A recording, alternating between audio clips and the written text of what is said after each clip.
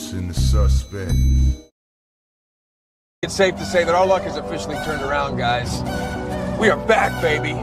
We are fucking back. We are back. Yeah. Classic. We are back. We are back. The usual suspect thing. Look, US6 where the real ones politic get. Late night smoke with the fight game where the critics at. Every punchline got a barcode and a timestamp. Receipt talk, we ain't never had to spin facts. Dr. KG with the pressure and the pause. Voice cut through the static and the industry noise. Live from the mud where the coaches still breathe. Where the fans want truth, lot of company feed. No scripts, all pain, all perspective involved. We seen puppets get promoted while the real get ignored. So we built our own table out the blood and the scars. Now the channel got motion from the hoods to the stars. Art fella in the lab like alchemists with the boards. Man, scientists, energy, plotting seasons and scores. Dana Black with the pool picks, sharpen the brand. Made accountability a language they don't understand. Tales from the B-side, let the underdogs vent. Open mic turn the casual fan militant. Suspect teens get dangerous after dark. When them uncomfortable truths start hitting the heart. We ain't ESPN pilots, we the alleyway version. Where the dialogue raw and the smoke got substance. Fight previews, recaps, community ties. Call-ins from the people, let the real ones decide. Boxing, culture, entertainment all blend. Soul loops, dusty drums, street sermons and sins.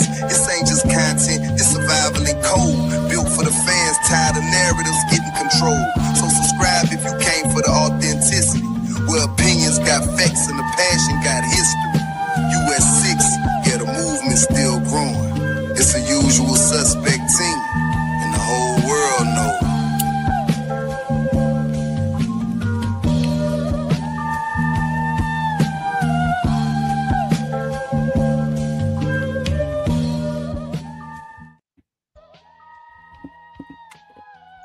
Man, did you miss us? Did you miss us? We're back. This is the US6 Sports and Entertainment Hub open mic. The lounge is officially open. I am KG, also aka the birthday boy. And this is my boy, you know what I'm saying, my guy, you know what I'm saying, your favorite yet your most hated. Odd fella, man. What's up with you, champ? What it do, people? Look here. This ain't your polished panel or your scripted debate. These are them raw lines, the raw voices and raw opinion, straight from the boxing trenches. You know what I mean? So hit the link in the chat and step on stage. You're going to get your time to talk, that uncut, unfiltered, unapologetic. Break down the fight, call out the BS. You know what I mean? Cape for your favorite fighter. You know what I mean? Press the agenda. It's your mic on open mic. You know, dig? But understand, if we don't like your take, we got the right to give your take the smoke. You know, dig? So if you stay in the comment, stay in the chat. But if you ready, hit that link and step on stage. It's that boxing talk with teeth.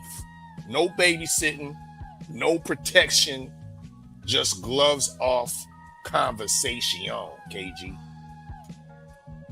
Yep. He ain't damn lying. He ain't never lied, man. What's going on, man? It's just, hey, I'm trying to get myself, and look, and it's crazy because I started my birthday shenanigans like last night. So I'm trying to, you know what I'm saying, get myself back, you know what I'm saying, back up under myself. So, and it wasn't even a rough night. It was just like, I guess it was, you know what I'm saying, it was a long night because of where I was at. But other than that, man, hey, man, I'm here for it, man, because we got a lot of everything going on tonight, man, or this week, period. You know what I'm saying? Breaking news, if that was ever a title. You know what I'm saying? So Indeed. Well, salute to you. You know what I mean? Once again, we see you up on screen, the crystal ball holder for season 3. You're in the dig, and you're looking to make your return for season 4, August 29th. You're in the dig. Salute to you. Birthday blessings. Number 4 or 5 for you. You know what I mean? I wish you the the most success, you know what I mean, in this new birthday year. You know what I mean? It's been over the past couple years, you've been the most solid dude. You know what I mean? The most solid dude I know. You know what I mean? And it's not there's not many people that I would trust or go to for advisement. You know what I mean? The niggas used to come to me for advisement. You know what I mean? I don't you know what I mean, but when it comes to you, yeah, bro, you got that, you know what I mean? So I know I feel that way, and all the other brothers feel that way as well. So we need you here for another 45, bro. God damn, another 45, man. Yeah, bro. My goal is to make it to 100, and then I'm gonna look at my daughters and say I'm ready to go now. You know what I'm saying? So, but no, man, I really do appreciate that, man. Those are some strong words, man. I really do appreciate that. You know what I'm saying? Because I feel it's mutual for real. Like, because if I reach out to you, that means, you know what I'm saying, I take, you know what I'm saying, your words, you know what I'm saying, at a strong consideration. So, you know what I'm saying, and you know the tally of that. You know how much I've reached out to you when it came to just about, you know what I'm saying, almost anything, whether it was boxing, real life. You know what I'm saying? I was talking to you about some real life shit there, last week, man. So you already know what type of time it is. So based off of, you know what I'm saying, your responses, you know what I'm saying, it really is something that keeps me on track sometimes. You know what I'm saying? So I do appreciate, you know what I'm saying, the kind words. So just know great minds think alike, I guess, in a sense. You know what I'm saying? Birds of a feather flock together. You know what I'm saying? In this case, dragons. You know what I'm saying? Usual suspects. You know what I'm saying? We're usually the suspects. So. Indeed. Well, I don't know if you're ready. You know what I mean? Because once again, we about to embark on season 4 of the US6 fight pool. Okay. And we're doing a little seasoning, KG. You know what I mean? This is what we do with the crystal ball holders in lieu to the new season. So have you saw the latest or the pre-seasoning fight card, KG? Yep, I looked it over, and I'm prepared. I'm ready for whoever is looking for this play-in spot. So how this goes down, people, you know what I mean? You got a chance to enter the US6 fight pool for free. It is a $15 fee, seasonal fee.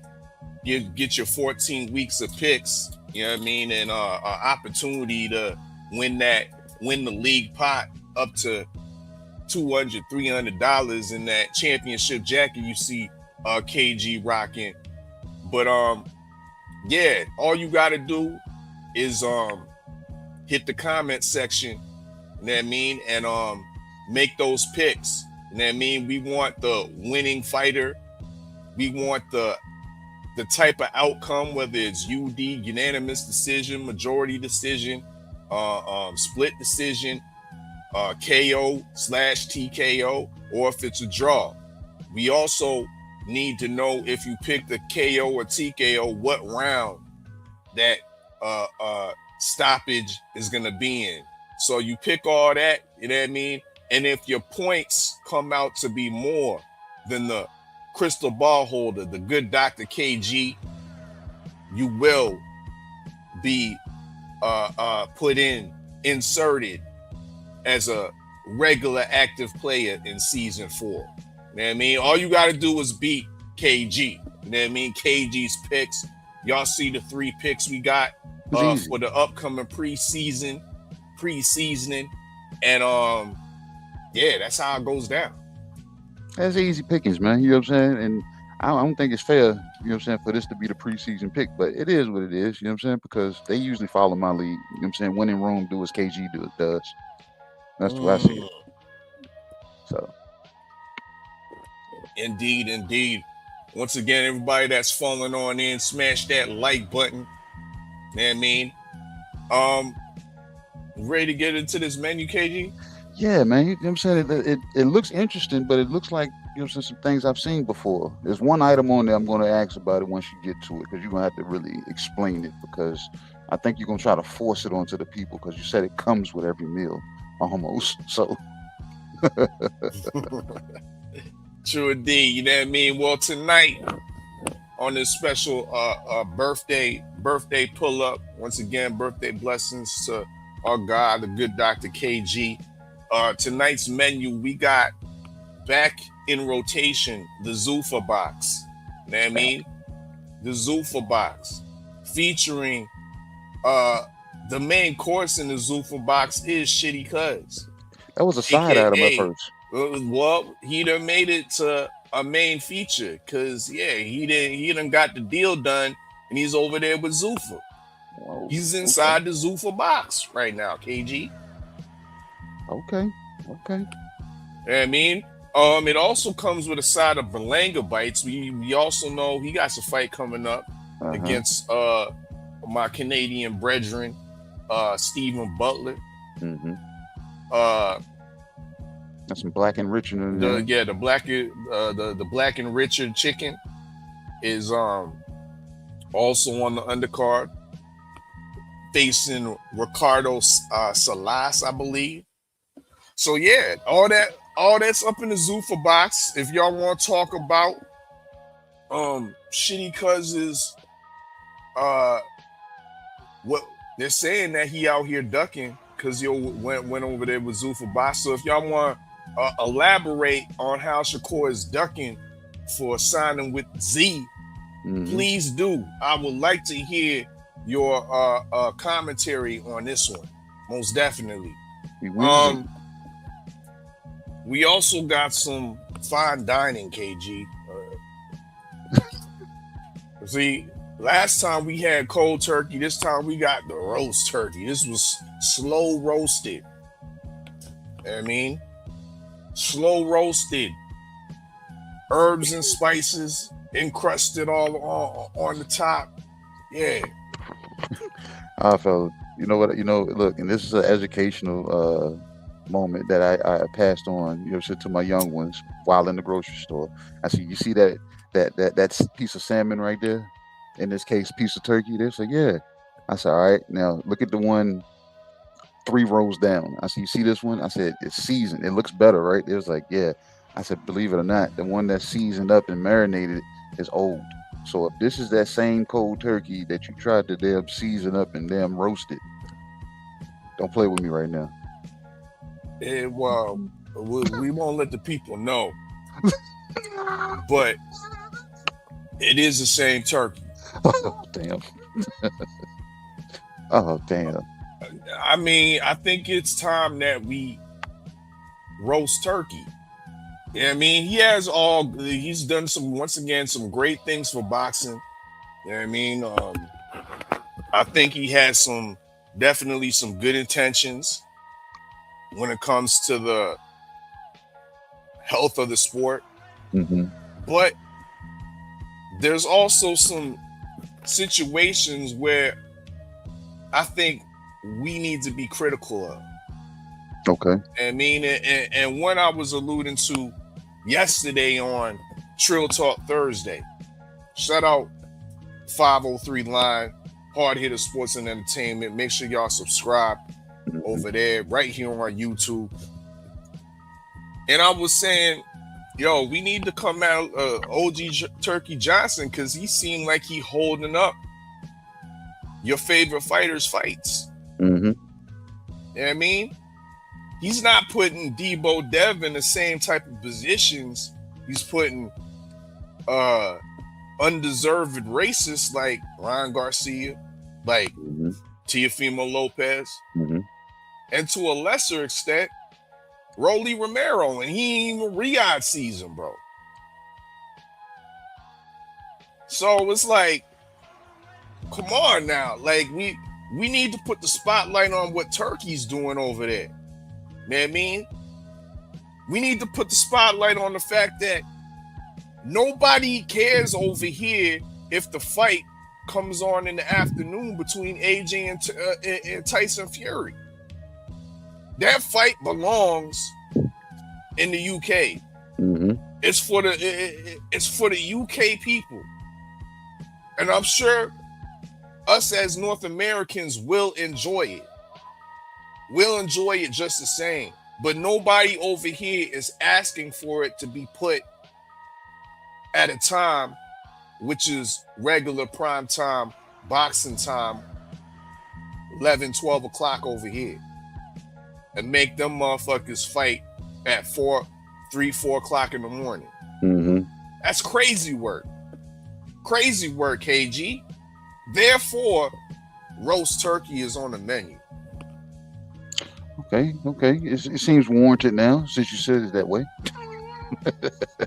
You said it that way, so Yeah, that's goddamn it. We also got some, of course, the sweet tea. I haven't really paid too much attention to this, but if the people want to talk about sweet tea and there's a couple things going on. He done came at Adrian Broner, shitting on Adrian Broner's shit. Cool. You know what I mean? I ain't got no problem with that. He also came at Floyd, said he wanted that Floyd work. I've been saying that's a fight PBC should have set up long ago. You know what I mean? And That's another torch. niggas is also coming at Tank for, I haven't seen the receipts myself, but there's a notion going on that Tank is looking to fight Bam Rodriguez. Huh? Yeah. There's something going on out there. A story circulating that, Tank is looking to fight Bam Rodriguez. So I don't know how that fight happens. I don't know if that emanated from the G Money account, bro, but that's what the peoples is saying. You know what I mean? So if we got some Tank fans, if we got some Tank haters, click the link, you know what I mean, and step on stage and let us know. Give us some insight into this potential fight between Tank and Bam Rodriguez. Is it real or is it fictional? You know what I mean? I'm just at a loss for words when it comes to a lot of this stuff, man. Because someone that hasn't fought in about a year or a little over now can gain so much attention, and it's not even in the ring. Baffles the mind. Hey, they love that sweet tea, bro. I guess they do, man, but they're in denial about it. They make it seem like they're so healthy. You know what I'm saying? They're always on code. They drink water. They hydrate. They eat their greens. You know what I'm saying? They eat their spinach and eat their vitamins and say their prayers. You know what I'm saying? But for some reason, man, everybody dabbles in that sweet tea, diabetes and all. We also got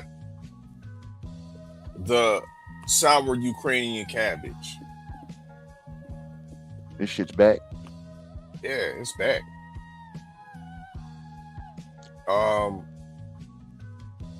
course, we have Usyk dropping unprecedentedly. We seen one belt get dropped, but Usyk dropped all 3 belts. Now, I'm not a proponent of the belt system no more myself, you know what I mean? But I'm still a proponent that the best must fight the best, people. And I don't know where Usyk's going from here. Usyk is the best. Therefore, the next guy in line deserves that shot. And it seems like Usyk, the sour cabbage, don't want to provide that service for us. You know what I mean? There's still heavy speculation, heavy talks between Usyk and Deontay Wilder. There's still speculation that Usyk possibly may fight John Jones. But the real speculation or the real story behind this is the fact that, once again, he dropped all 3 belts. Usyk is still the man in the heavyweight division. He's still the lineal champion. He's still the Ring Magazine champion, KG. So if he was to follow Shakur Stevenson and sign with Zuffa Boxing and fight for a Zuffa belt, Dana White has just legitimized the Zuffa belt. Has just legitimized the Zuffa belt. So let's talk about it, people. Click the link in the chat. You know what I mean? If you want to order up some sour Ukrainian cabbage that's looking what it seems to legitimize the Zuffa belt. Mm-hmm. Huh? Hey, real quick, I want to continue with the menu, but can I ask you a question? Have I ever been like paid off to do something against the grain, or have my decisions always been made based off of trying to be as unbiased as possible?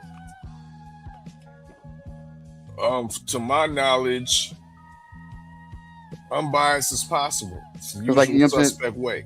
Like can like a entity or another platform or a person or a machine, can I be paid off like based off of what you know about me for the last 6 years? Can I be paid off to switch up, or like if I do change up, it's based off of something that I see?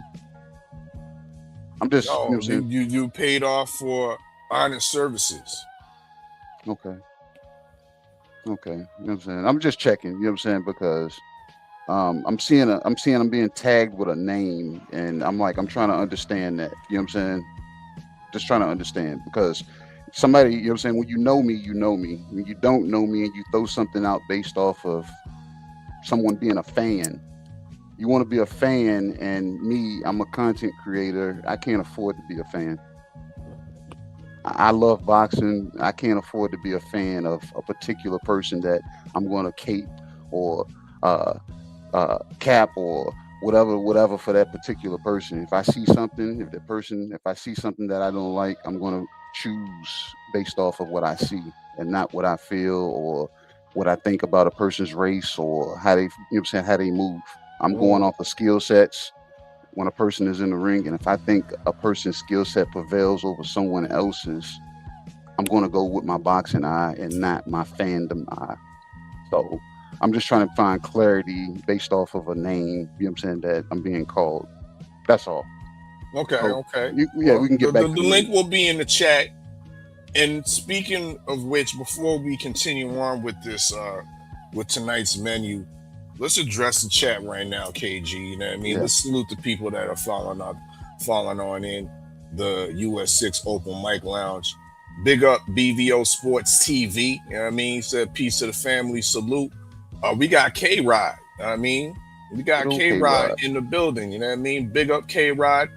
Daniel Barris Sports Highlight 5851. You know what I mean? Happy Friday to you, my guy. VIP for Marky Dan, you know what I mean? Salute to my guy Marky Dan, you know what I mean? In the lounge, we got TD Sports Talk, Mr. TD, Turncoat Tommy, all that, you know what I mean? Salute. We got Charlie Fraley, you know what I mean? Charlie Fraley in the building, salute. Shadow Band, you need to be banned, talking about Caitlin Carter is the GOAT, you know what I mean? Abe loves girls. I'm glad you do. You know what I mean? They better be of age though. You know what I mean? Hello to you. Bruce Gas, Boxing, Jazz, and more. You know what I mean? Big up. Welcome to the lounge, my brother. We got the real queen of MMA, Tay-Tay. You know what I mean? Salute, queen. In the lounge. Drinks are free. Y'all know what it is. We also got the OG Stormy B-Man, you know what I mean? Salute to Stormy B-Man, who's actually the creator of one of our main courses on the first page. You know what I mean? He is. Shitty cuz came from I got it from Stormy B. You know what I mean? So, yeah, that's a mainstay. That's a mainstay nickname. You know what I mean? So, salute to Stormy B. You influenced our menu most definitely. Joy Karakuva or Karaquava. You know what I mean? I'm good. I'm good. Salute to you. You know what I mean? Salute to you. Make sure y'all smash the like button. You in the open mic lounge. And let's continue with this menu, KG and people. We also got right on back the promo platter. But what's new about it? I see the word new on there. Something new about it this time. Well, I mean, it's only been 2 weeks, KG. So you got vegan items on there. Yeah. It really didn't get touched last open mic session. So maybe this open mic session, somebody might touch it. Okay. Somebody might touch it because what's new actually is the fact that the PBC have now came out of the shadows to join the fold with the rest of the major promotions. And it seemed like the Zone has now formed Voltron over there. PBC, Matchroom, Queensberry, Golden Boy, Top Rank, Boxer, Salida Promotions, MF Pro. Woo! Lord. ProBox must got something good. ProBox must got it good then, because they said we good. We holding the line. We holding the line. $5 a month, bros. $5 a month. And we got the banging cards. You know what I mean? So yeah, the promotional platter is a little change, you know what I mean? Okay. If y'all want to talk about PBC entering the Zone fold, please do. I have my thoughts on that. I think it's a good thing, but at the same time, I'm still side-eyeing PBC. And I'm going to run them through the rigors. During this show. Huh? You think they deserve that? That they got the legs, can they keep up? Because you might wear them out before they even put on their first card. They needs to know. You know what I mean? So I got to do my due diligence. I got to spread the gospel to the PBC, KG. Indeed. We got Big Dre 2250 in the building. Salute. Big Dre 62250 also. Big up. You know what I mean? Welcome to the lounge. Drinks are free. But the menu will cost you. Indeed. Last on the menu, KG, we got them croquettes. What's in them? Crow. Yeah, no, it ain't no good. No fish croquette, no salmon croquette. Nah, this that croquette. You know what I mean? And I think you need to get you an order of some croquettes, bro. Yeah, I do. You know what I mean? Niggas ain't been eating crow lately. I know, we ain't been serving it. You know what I'm saying? Like, we don't know what, but I'll stand on that I know I deserve crow. You know what I'm saying? And I wasn't wrong for what I saw. You know what I'm saying? I mean, what I thought my prediction would be. You know what I'm saying? Buddy went in there and did something completely damn different than what I thought he was going to do. So, like I said, that's just me making a prediction. But it is what it is. You know what I'm saying? So, I have mine as an appetizer. Indeed. So yeah, if y'all want to order up the croquette, if you want to make amends and confess to your crow eating ways and getting the pick wrong, this is your time. You know what I mean? Link will be in the chat. Here you go.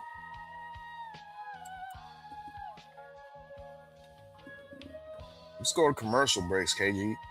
Okay, let's see. The usual suspect take.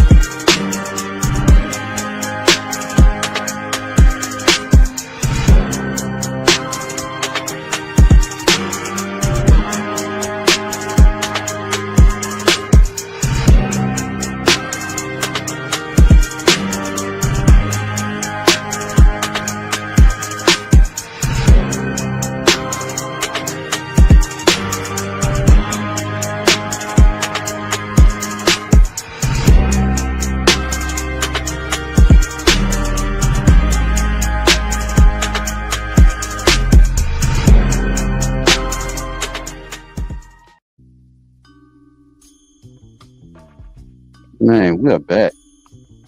We are back. Yep. And lo and behold, I think we got our first. Yeah, we got our first. Let's go ahead and see. And look, this is a regular. Let's go ahead and see what we got. Marky Dan. Mr. Marky Dan. Salute. What's good, fellas? What's happening? What you got for us? I'm good. I noticed it was a couple things missing from the menu. I didn't hear about you looking for some greens? No, I'm looking for some salad. I'm looking for some Philly cheesesteak mixed with some Puerto Rican bacalawitos. I didn't hear about I don't know if y'all went live last week or the week after the Boot Xander, but I missed y'all that time. KG, what's happening? You were wrong. Yeah. I just wanted to remind you of that. You don't have to. I admitted that I was wrong, you know what I'm saying, the very next day on several platforms. I know, but I wanted to tell you were wrong. Yeah, now, I wish you had bet me that friendly 50. I really wish. I won a lot of friendly 50s that night. But yours, it would have been sweet to take that from you. It would have been sweet. But going back to that fight, Marky Dan, would you agree that Xander went in and tried to fight completely opposite of what even you know him to fight? I thought he should have fought like how he fought against Jorge Perez. Whole lot of movement, whole lot of staying on the outside. He tried to be the bigger guy in this fight. Like, I didn't understand that. Yeah, and he broke one of the rules early, which I give a lot of credit to the Zone's broadcast. They talked about it. Don't stay in that 50-50 zone. Don't stay in that mid-range to pocket. He stayed there. Boots was just able to touch him with whatever he wanted to early. He got dropped. He had to work, and then he had to change up his he had to change up his stance and go to war. And it was a good third round. That was probably a round of the year contender. But then Boots went back to proceeding to put hands and feet and whoop his ass. And it was beautiful to watch. I knew this fight at some point was going to go to war, but I was like, it had to be timing. I was looking for that to go to war maybe in the third quarter of that fight. And I was like, Xander, he started the pace too soon. I said, you need to start out boxing, try to fill it out. Try to BC. Try to fill it out. My brother. Try to fill it out, and he went against the grain trying to fill it out. He went in there and just went straight into the fire. And I said, that's right inside of them Boots' wheelhouse. So I was like, I didn't understand it, but at the same time, that fight kind of reminded me of Tito Trinidad versus Felix versus Fernando. What's his name? Fernando Vargas. Fernando Vargas. Yeah, where Tito dropped him. Well, Tito dropped him 3 times in the first round, or twice. Like he had him hurt, and then Fernando came back to hurt him and drop him, and then Tito turned back the tide and stopped him. But that was later on. It kind of reminded me of that. Okay, Marky Dan, we got we see you, Shelton Moore. You know what I mean? Well, one more thing you missing from the menu. Hold up. Well, before you go on, I'm gonna break down some rules real quick. You know what I mean? Because it no longer is unlimited time due to the fact that there'll be a lot of people pulling up tonight. So I'm gonna have to limit you to 2 menus on the items. 2 menus on the 2 items on the menu. Excuse me, Marky Dan. Yeah, 2 items on the menu. You know what I mean? And then we'll get to Mr. Shelton Moore. Shelton Moore. After you cook on your 2 items. So order you something up, Marky Dan. Well, one other thing I wanted to discuss. You mentioned PBC going to Zuffa. Right now, I think the battle lines have been drawn. And I think PBC realizes if they decide they want to stay in this boxing business, they can't be no more sides of the streets. With Zuffa coming in with all their resources and their billions upon billions of dollars in huge conglomerates that are backing them. So PBC said, we need to form one coalition. This is the Boxing Establishment Coalition. They're going to have all the belts, all the big fights they can on the zone. No more sides of the streets. And one thing I could say, Zuffa Boxing coming in and making it like this it's a great thing. It's forcing the establishment promoters, the PBC, the Top Rank, the Eddie Hearn Matchroom, Frank Warren. It's forcing them to put aside the petty political squabbles that they've been having for years and get together on one accord to face this existential threat that is Zuffa Boxing, which will put all of them out of business eventually. He ain't lying. It kind of reminds me of, I'm a deep historian about World War II. When Germany marched into Luxembourg and Austria, then they turned around and invaded Poland. France, Britain, Belgium, they all got on one chord. They said, we can't beat these folks by ourselves. Then a lot of other events happened that led to the Soviet Union and the US getting on one accord and saying, we got to join this fight as well. And that's what Zuffa Boxing is currently. Zuffa Boxing is like Nazi Germany to these people. It's an existential threat that will destroy them all if it's not checked.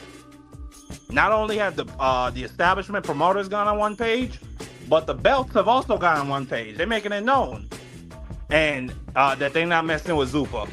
And I'm really curious to see what's about to happen with Shakur Stevenson's WBO strap. I'm real curious.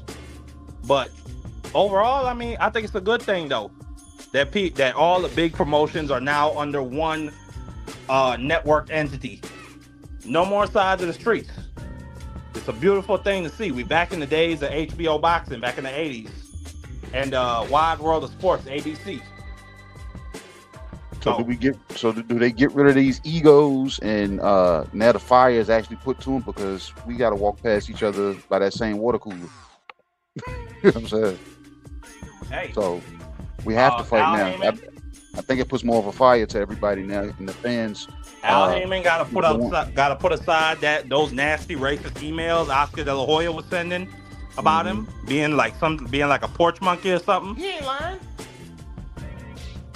Bob Arum got to put aside his slight dislike for Oscar De La Hoya being a twink and leaving him high and dry.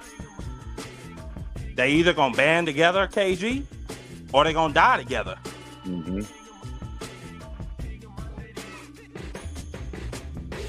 You speak of the truth, Marky Dan. You definitely speak of the truth. You know what I mean?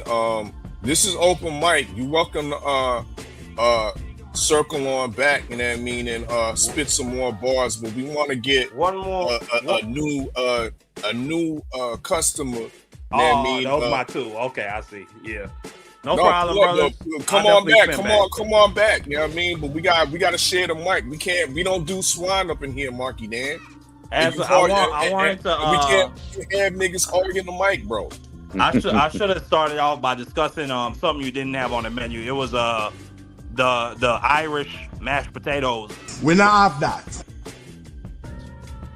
that Conor McGregor fight. But I'll spin back on that. Y'all take it easy, okay? Yeah, spin back on that, brother. Spin back on that. You know what I mean? Big up, Mr. Marky Dan. You know what I mean? There you go. There you go. I mean, welcome to the US6 Open Mic Lounge, my brother. You know what I mean? The fellas, mic is now yours, Mr. Shelton Moore. Salute to the brothers. Salute to the brothers. I heard what you were saying earlier, man. I only got one question.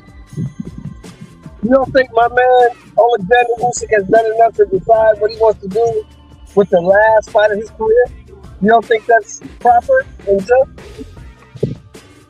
I think, in my opinion, his last performance, like, kind of like canceled out all of that. You look the way you look.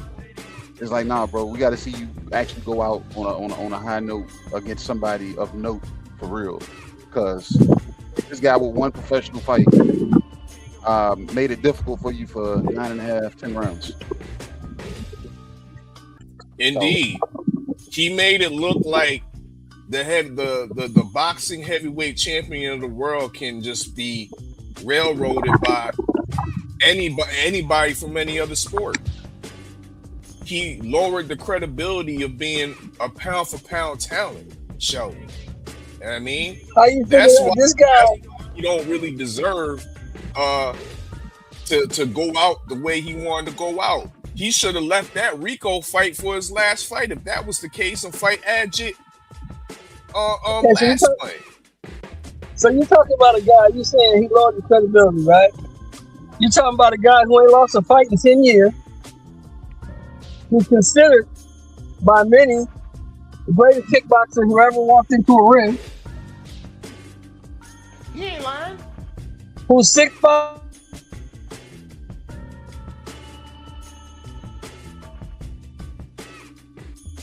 Did you lose him on your end too? Yeah, you went on mute, Mr. Sheldon. Your mic's on mute. I'll help Bring him it out. back. Bring it back. Try to help. There you go. There you go. Bring it back. You missed some of that. So I said all that about Rico. You heard that, right? That's the guy you want. Yeah. We missed you after about 6'5". the sporting integrity of the heavyweight championship. Wasn't Fury considered the guy? And now you got to piece together what you were saying before, because like I said, I lost you after 6'5". What I said was, you talking about a guy who ain't lost a fight in 10 years, who's considered by most the greatest kickboxer to ever step into a ring. Okay. 6'5", 265 pounds, and he still stopped the guy.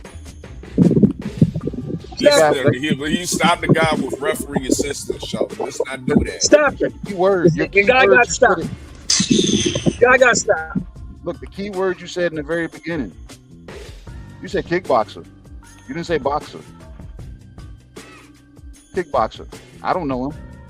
I didn't know him until our fella told me. He's the foreign correspondent, so I didn't know who he was until our fella told me who he was. He ain't lying. That really, you know what I'm saying? That's not a staple for me right now, Mr. Sheldon. You know what I'm saying? Yeah, but see, you guys are still talking like the guy won the fight. The guy didn't win the fight. Yeah, but he made No, he didn't. He didn't. On paper, no. But he made and I ain't gonna lie to you, Sean Moore. I ain't gonna lie to you. I'm one of those ones that felt that Rico got robbed of his opportunity to come back.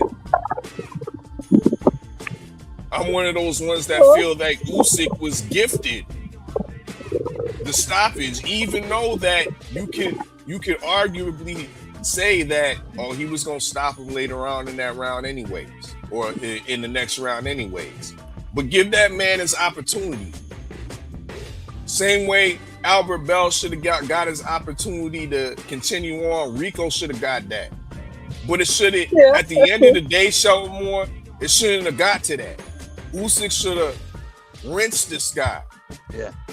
He should have rinsed him and put him out to the pasture. And that didn't happen. We're questioning. And so that's my point. Now you can Usyk when you can have the opportunity to answer that in the guise of Adjit Caballel. Now you want to drop the belts. Now you looking for a depleted aged Deontay Wilder respectfully. I ain't having that, bro. I gotta, you know what I mean, shoot my criticisms over that side, bro. Ukrainians getting plenty arms. Well, they can get these arms too. Huh? Yeah. I hear you, but I'm just saying, look, he's already washed the best the heavyweight division had to offer twice. He beat AJ twice. He beat Fury twice. Yeah, like I said, I'm in full agreement. There's nobody left in this generation to beat. This guy Caballero, his best win is Big Bang Zane. That don't say much. That's his best fucking win. Let's not do that, Shelton. Let's not That's do his that. best win. Give me a win that's better than that. Give me a win that's better than that. Frank Sanchez, bro. Same thing. Trash. Yo, nephew Trash Frank over. Sanchez. So Now your best two wins. Frank If your Sanchez, two you calling best him wins. trash Ola, bro? Wait. A bullshit? So you telling me A bullshit? your two best wins are Frank's? A bullshit. You got Frank Sanchez, Shelton. You got Zhilei Zhang. I mean, he took out an undefeated Arslanbek Makhmudov. Now you say, yo, but Makhmudov was fooled, not when he was undefeated, not when he still had that allure of being a monster puncher that had a tick. Ajit broke that myth and exposed Makhmudov for what he is. You know what I mean? Ajit Caballero came in that fight as the B-side, bro. That wasn't supposed to happen. Ajit Caballero was the same guy that beat a more in his prime Derek Chisora. Washed him. Probably about 7 years ago, bro. That was supposed to propel him at least into the top echelons of the European stage, but it didn't. You know what I mean? He was lost in the mix on Top Rank. Top Rank didn't know what to do with the German guy. Now the German guy's ready to push the horses, Shelton Moore. And now you over here in the open mic lounge with the drink in hand, protecting the horses. Man, go ahead. The mic is yours. I'm done. Once you say he beat Makhmudov, I was cool. There's nothing else to say. He beat Makhmudov. That's it.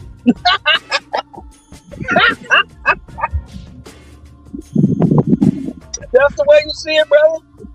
I ain't gonna try to change your mind. I mean, But I bet the you man, this. the, I the bet you man this. earned I his bet right. you this. The man earned his I right bet to you this. legitimately win the title shot and not have it to an email. I bet you this. He loses that belt on his first defense. I bet you that. Damn, to who? To whoever he fights. Damn, you saying whoever? He wanted them, all right. Whoever He he wanted fights. them. Whoever he fights. They're gonna do Oh, man. What do you I mean by watched that? the guy fight. Man, like who? Like, give me a name. Give me a name. Give me a name, Mr. Shelton. Don't I say watched him fight a Polish guy this last fight. I'm saying, That guy give me a hit him with name. every punch he threw. This guy Egypt is not very good, and whoever he fights in that first time defense is gonna beat him and take that belt. Bro, I think we got a hater up in the lounge tonight, bro. I don't want to call him a hater. Like I said, I gotta give him his opinion for what he sees, but I'm trying to get him to give me details. That's what I'm trying. Show me. Yeah, I'm trying to get some details out of him. Like how so? Like who is this guy that's gonna beat Ajit and take the belt that he has and be a face? Like, help me out. Don't say whoever. Like who is this whoever guy? You don't even Whoever know. they line him up, whoever is the interim WBC champion, that's who he should be fighting. Whoever got that interim strap, he should be fighting that guy. He already had the interim strap, Sheldon. So he got the full strap now. He just got elevated. He's been elevated. Yeah. He's been elevated. So he needs to fight. So he needs to fight his number one mandatory. Whoever that is. Let me look that up for you real quick. Yeah, he's a WBC champion. WBC. We're gonna put it up on the projector as well for everybody up in the lounge to see.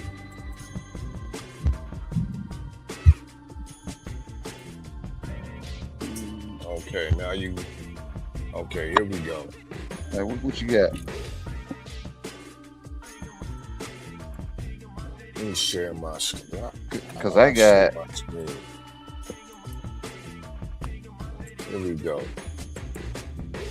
There we go. Yeah, I mean, so we got the WBC. We got Tyson Fury, the number one. Not available. Not available. Number 2 is available. No, he ain't. He a dirty fighter. Oh yeah. So he's not available. Let's work our way down. Frank just had a fight, so I would say you miss Moses. Moses got a fight, not available. Ergovich not available. AJ not available. Frank Sanchez, he just recently had a fight, determined when he want to bounce back. He's an option. Yeah, he's an option. Wilder, does he really want to jump back into championship contention? I think he does. But if he's them, is he going to take that fight, or would he take the Usyk fight if that's thrown on the table? Is he going to take Adjit Caballero? So let's get past him. Does Adjit take a Rico fight? Hell yeah, he would. Rico brings a bag. Rico brings an easy bag. Hey, Mr. Sheldon, Rico number 8 on the WBC list. Wow. Hey, I don't know what Adjit gonna do. The best option that's available looks like Sanchez.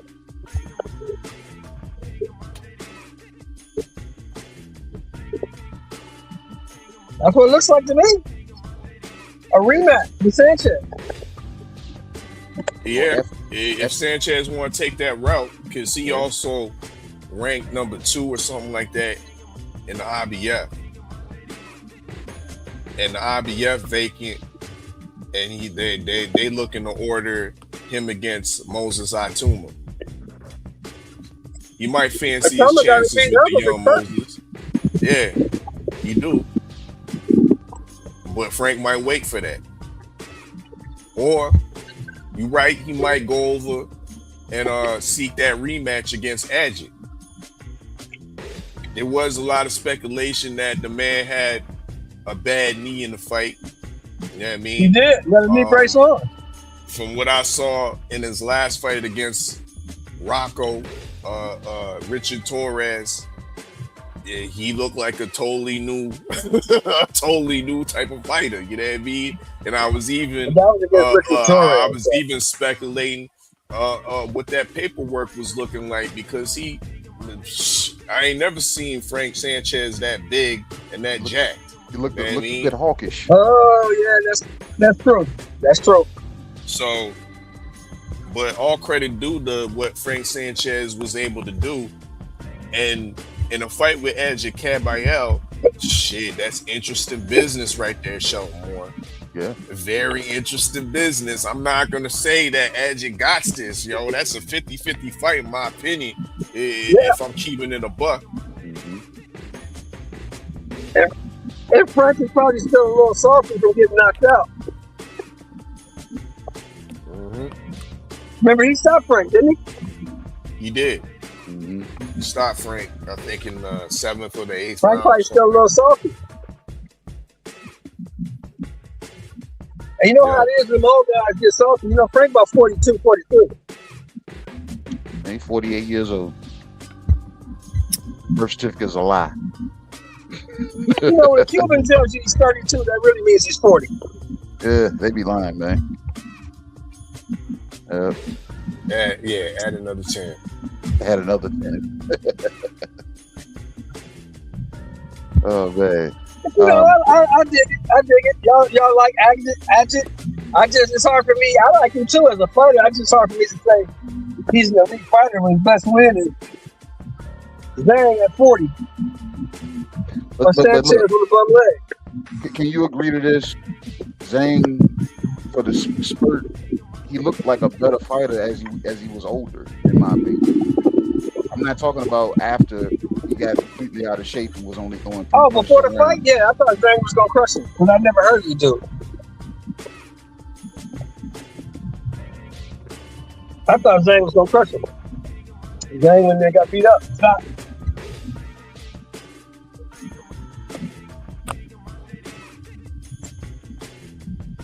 That's what's up. That's what's up. Sheldon, you got anything else? One more item you want to talk about? Oh, just a lot of these other guys. I'm glad you guys keep it straight up and down, right in the middle. Because a lot of these guys was jumping on the these content creators jumping on the boxing promotion side, trying to promote these promotions, and now they all looking goofy because anybody with common sense knows that boxers are independent contractors. Whoever pays them the most bread, that's where they're gonna go. Mm-hmm. He ain't lying.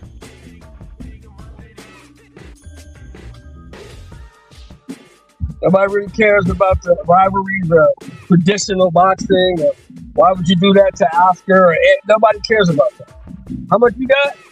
How much you got? Okay, I'm going to you.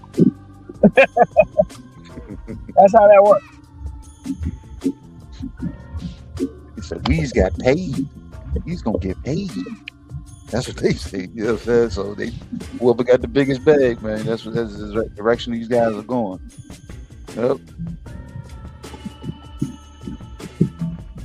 All those fights they talking about they want to see, it can be made. It just got to be made on a Riyadh season card. So, you know, I try not to tell. Right. I try not to tell millionaires how to move because I'm not in that tax bracket. So my advice probably don't mean too much. You know what I mean? With everybody under the same umbrella now, they're gonna have to shit or get off the pot. Since everybody's since everybody's networking through the zone right now, they're gonna have to shit or get off the pot. Everybody gets to see each other. Everybody knows everybody's schedule because I know because it's right there in the open. It's public knowledge. I know exactly what you got going on. So this cross promotion thing can happen, and we can put the flame to these people because now the fans get to see like, bro, how can't y'all make that fight? I just seen the zone show these fights. You know what I'm saying? Last month. So you telling me these guys can't cross paths? They get comped the same tickets, I think. You know what I'm saying? So you're right. So I think this might pan out. The fans get what they want. And Turkey gets what he wants because his hands is in everything. Yep. Well, we appreciate you, Sheldon Moore, for stopping by the lounge. You know what I mean? And most definitely swing on back. You know what I mean? Grab the mic again, if you please. You know what I mean? But once again, salute for you for dropping those bars on us. And we definitely appreciate you for dropping on by. Mm-hmm. Thank you, young brothers. I appreciate y'all. I'll see y'all again. Yes, sir.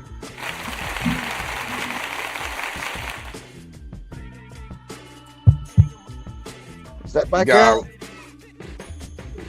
Is that welcome to the lounge. We got light skinned Lou up in the building. It's my guy right there, baby. What's up with you, light skinned Lou? We can hear you, Lou. You might not can't hear us. That's probably what it is. We can hear you. Like if you say something, Lou, we can hear you.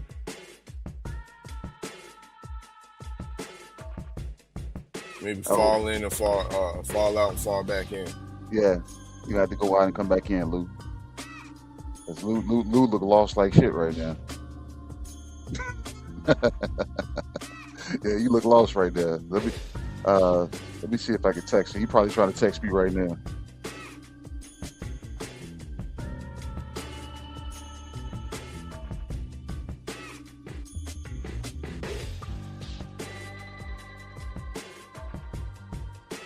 Say I should put him on the big screen.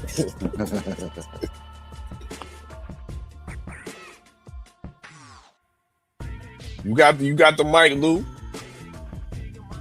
Yeah, I shot him a text.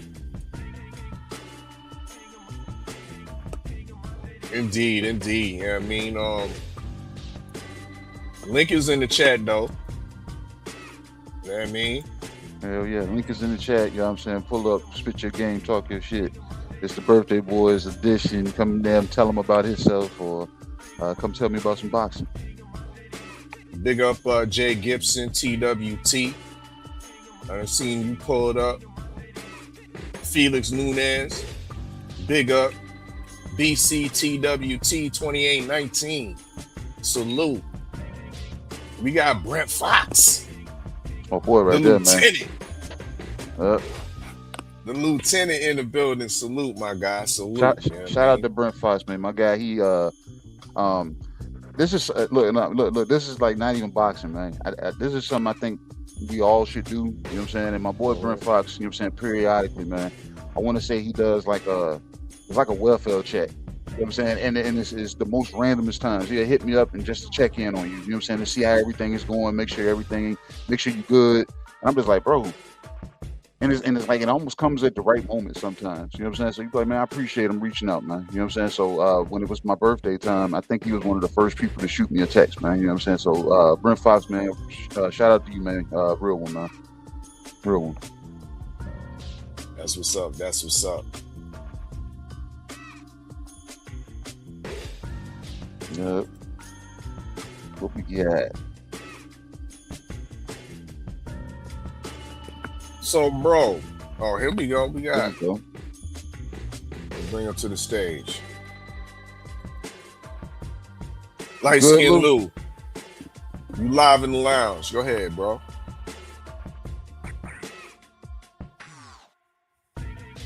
Oh, you still can't hear us. You still got audio issues. You might. Yo, can y'all hear me? Yeah, we can hear you, Lou. There you go. Yeah, there you go. We can hear you. We can hear you. Can you hear me?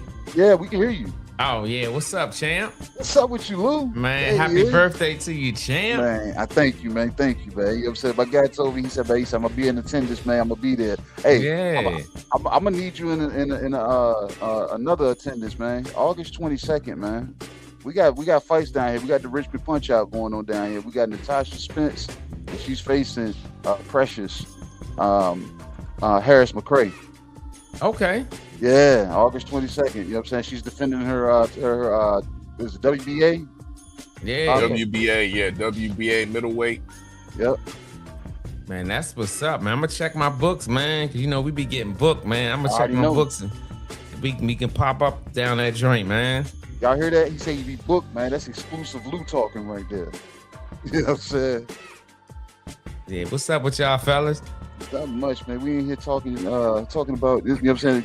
I know you're not really familiar, man. You know what I'm saying? This is the US6 Sports and Entertainment Hub. This is the open mic. You know what I'm saying? But this is the lounge. We create a menu of what's in boxing currently or in constant rotation. And we talk about it. You know what I'm saying? And we break it down into food items. You know what I'm saying? You pick 2 items. We talk about it. You know what I'm saying? You give us your take. And you know what I'm saying, and then we take it from there. You know what I'm saying? You can shit on stuff. You can cape for things. Oh yeah, I'm gonna definitely get my honest opinion. You already know. Uh-huh. Shit, that's what's up, man. But how you doing? Are you good though? Man, I'm still gathering myself, and then when I get off this show, man, I'm gonna go partake in some more shenanigans. I got tied up a little last night. You know, not literally, but you know what I'm saying. But I was in the mix. Building for the upcoming fight, and then you know what I'm saying, enjoying some good food, some good conversations, good drinks, and I got more of that going on tonight, man. You know what I'm saying? And maybe into the weekend. I ain't got to be back to work till Tuesday, so you know what I'm saying. Oh, you good then? Yeah, you got some space. I might come up that direction. My daughters was like, man, won't we go up there tomorrow? And I'm like, if I get up early enough, depending on how tonight goes, I might be up there in DC. You know what I'm saying? Man, your daughter, man, she a beast, man. She a beast, yo. Let me be the first to tell you that she a beast. Man, that's a lot of behind the scenes work, man. And then like I record everything, so she sees the low lights. You know what I'm saying? Like I put the highlights out for you to see, so you can say that she's the beast. But I show her all the low lights, so drop passes, the lack of effort. So like I said, so the dog had to come out and be created somewhere, man. You know what I'm saying? And she's only gonna get better, man. She going into her first year of high school, so she got 4 years of this. And they offering scholarships, and man, her coordination ain't doing it but getting better, man. So I'm here for it. Yeah, I'm about to say, man, 4 years of high school, man, they gonna be banging your door down to get to that. For real. Hey, where my man Red is at? Man, you know what I'm saying? Red knows the time that we own. You know what I'm saying? He got the link. You know what I'm saying? Link Red can pull up at any given time. You know what I'm saying? But like I said, you ain't been over here, Lou. This is the US6 Sports and Entertainment Hub. It's a channel for the people, man. You know what I'm saying? It's a channel for the people, for the usual suspects. You know what I'm saying? But it's managed by me. You know what I'm saying? Yeah, that's a good look, man. People come up and put their, bring their voices and tell people how they feel, man, without no bias or no type of control over them. You know what I'm saying? That's not how I do it, man. Ain't no fluff over here. My boy our fella says it every show, man. This is boxing talk with teeth, man. You know what I'm saying? We go ahead and get to it. You know what I'm saying? If you want to come over here and be on fluff time, we got words for you. You want to be over here and you stand on something strong, we got words for you. You know what I'm saying? If you want to be over here on some troll shit, we got words for you. You know what I'm saying? So however you want to spin it, whichever direction you want to go. If you want to shoot it straight boxing, we got you. If you want to spin narratives, we'll spin it right back at you. Yeah, that's what's up, man. Yep. So, our fella, man, bring the menu down to my boy Light Skin Luke so he can see if he, you know what I'm saying, see what he want to partake in.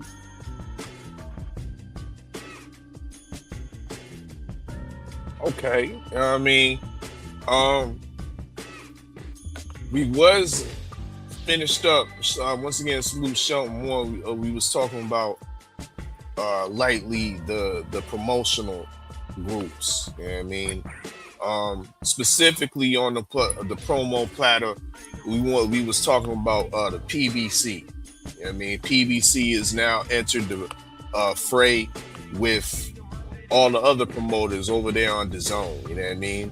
So it looks like there's a better possibility that their deep stable of fighters might get more active. You know what I mean? And there might be some more crossover fights with promotional groups like Golden Boy, Top Rank, Matchroom, and Queensberry, making it just better for boxing on the whole. You know what I mean? So that's an item on the menu if you want to talk about the PBC going over there to the zone.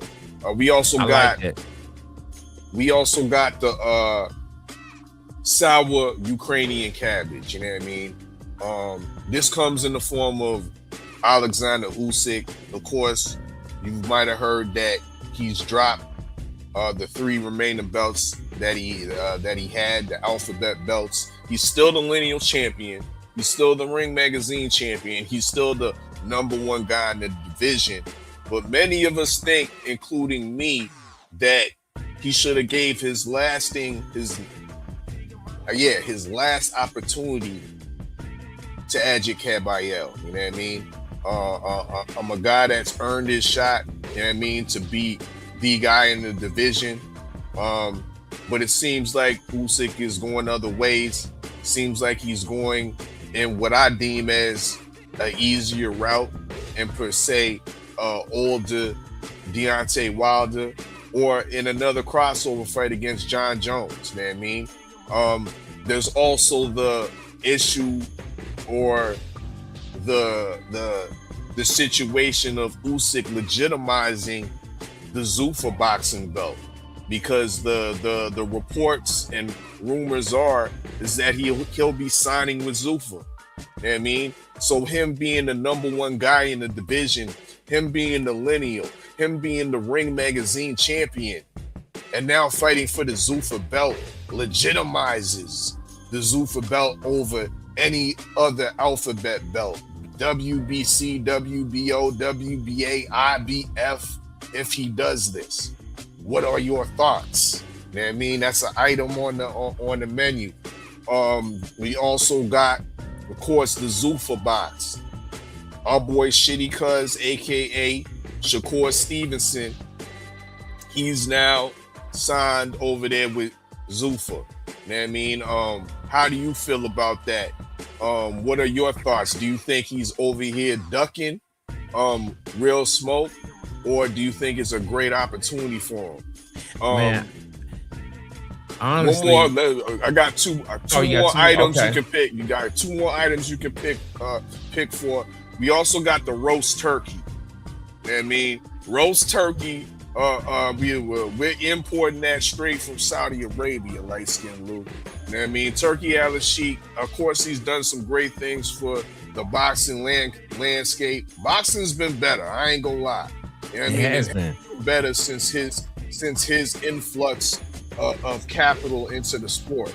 However, he's not above criticism from the usual suspects. He's not above the criticism from your boy, your favorite, your most hated odd fella. You know what I mean? And I'm over here roasting turkey because I think he's mismanaging what some of our brothers call the face of boxing in Devin Haney. I think he's mismanaging that brother right now. I think he's a major obstacle and maybe the killer of the American heavyweight landscape. You know what I mean? I think he's a part of that. You know what I mean? And I also think he's with the shits and with the shenanigans, with the fact that he's trying to fuck over the UK boxing fans with this AJ and Fury fight. You know what I mean? Changing the time, so they gonna have to. Well, if you want to have it in England, we gonna have to do it at 4:00 in the morning, so we can subsidize the American fans. American fans ain't asked for this shit. I think we okay with watching this AJ Tyson Fury if we even interested in the afternoon. It's all right, Turkey. So he's fucking up shit over there as well. So I got my criticisms for him. I don't know if you do, but the mic is yours. No, honestly, I just think right now, just think about 2 or 3 years ago, we wasn't getting the fights. We wasn't getting the top fights that needed to happen. The best wasn't fighting the best. But if we can look back over the last 2 or 3 years, we've been getting it. And I don't know, you got to think about Showtime, ESPN, and HBO. They're gone. So there's new players in the game. Zuffa, PBC on the zone. That's one thing on the menu that I want to talk about. So the fights are happening. Like, honestly, I don't care how they happen, whether PBC, on the zone, whatever. As long as the fights are happening, I'm good with that. And the fights have been happening. Just think about this Devin Haney fought Ryan Garcia. We got Boots and Xander, they just fought. So these fights are happening. Shakur just fought Teofimo, even though he wiped the floor up with Teofimo. That fight was one people wanted to see it. And these fights are happening. It doesn't matter where Shakur goes. He's Zuffa, it doesn't matter. These fights are going to happen, and that's where I lay my head at. So if I had to pick one on the menu, it would be Shakur Stevenson with Zuffa, and I think the fight's going to happen. I think the fight with him and Devin Haney is eventually going to happen. That's just my take on it. So that if I had to pick something off the menu, it would be what did you say? Shakur Stevenson with Zuffa. Yeah. That's the one I would definitely buy. I don't like that eventually word though, Lou. Because you said eventually. I like to speak words into the universe that actually make it turn. So eventually tells me these guys be 35, 36 years old, and it eventually happened. No, I think it's gonna happen within the next year. Like any big fight, if you look back, think about this. Any big fight that has ever happened, it was a process of negotiation. These guys, they got things. You ain't lying. Wait, and I think eventually this fight gonna happen within a year. Okay. Now I don't think it's gonna be like Mayweather and Pacquiao. No, I don't think that's gonna happen again. Whatever fights that need to happen, and in the window time of us thinking about the fight or wanting to see the fight, I think it's gonna happen within a year. Because remember, Showtime, HBO, and ESPN is gone. Mm-hmm. So now you got new players in the game. When you new, you want to put out your best product. And we can honestly say they've been doing that. I feel like they've been doing it. Devin Haney walk around probably 170, right? Shakur Stevens is a smaller guy. So at 144, I think it's fair. And I think that's what they trying to work around to. Him getting in the ring at 170, 165, I don't think that's fair. And I think that's what they trying to work around. So him going, I had a guy that came in my DM was like, look, Shakur ducking, this, that, even if you look at the Shakur Stevenson on Shannon Sharp show last night, he wants to fight. Mm-hmm. And I gotta believe him. He wants this fight to happen. They want this fight to happen. And I think eventually it's gonna happen. Him going to Zuffa, I don't think that's gonna have anything to do with it. HBO and Showtime came together for Mayweather and Pacquiao. Why wouldn't they do it for Shakur and Devin Haney? The two hottest fighters in the game right now. Who can argue that? They the hottest in the game, or is it G Money? Because G Money can insert himself in any conversation, and the conversation turns to him. You talking about Tank? Yeah, Sweet G Money. Yeah, but he ain't fought in 2 years. But hey, by the time he get in the ring, it's gonna be 2 years. As soon as he said something, everybody stopped what they was doing. He stopped trafficking. Everybody started looking at what he had to say. Yeah, I feel like if Tank, let's just say, I'm gonna give you a scenario, right? Mm-hmm.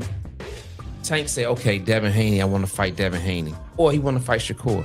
If he fights them within the next 6 months, he's gonna lose.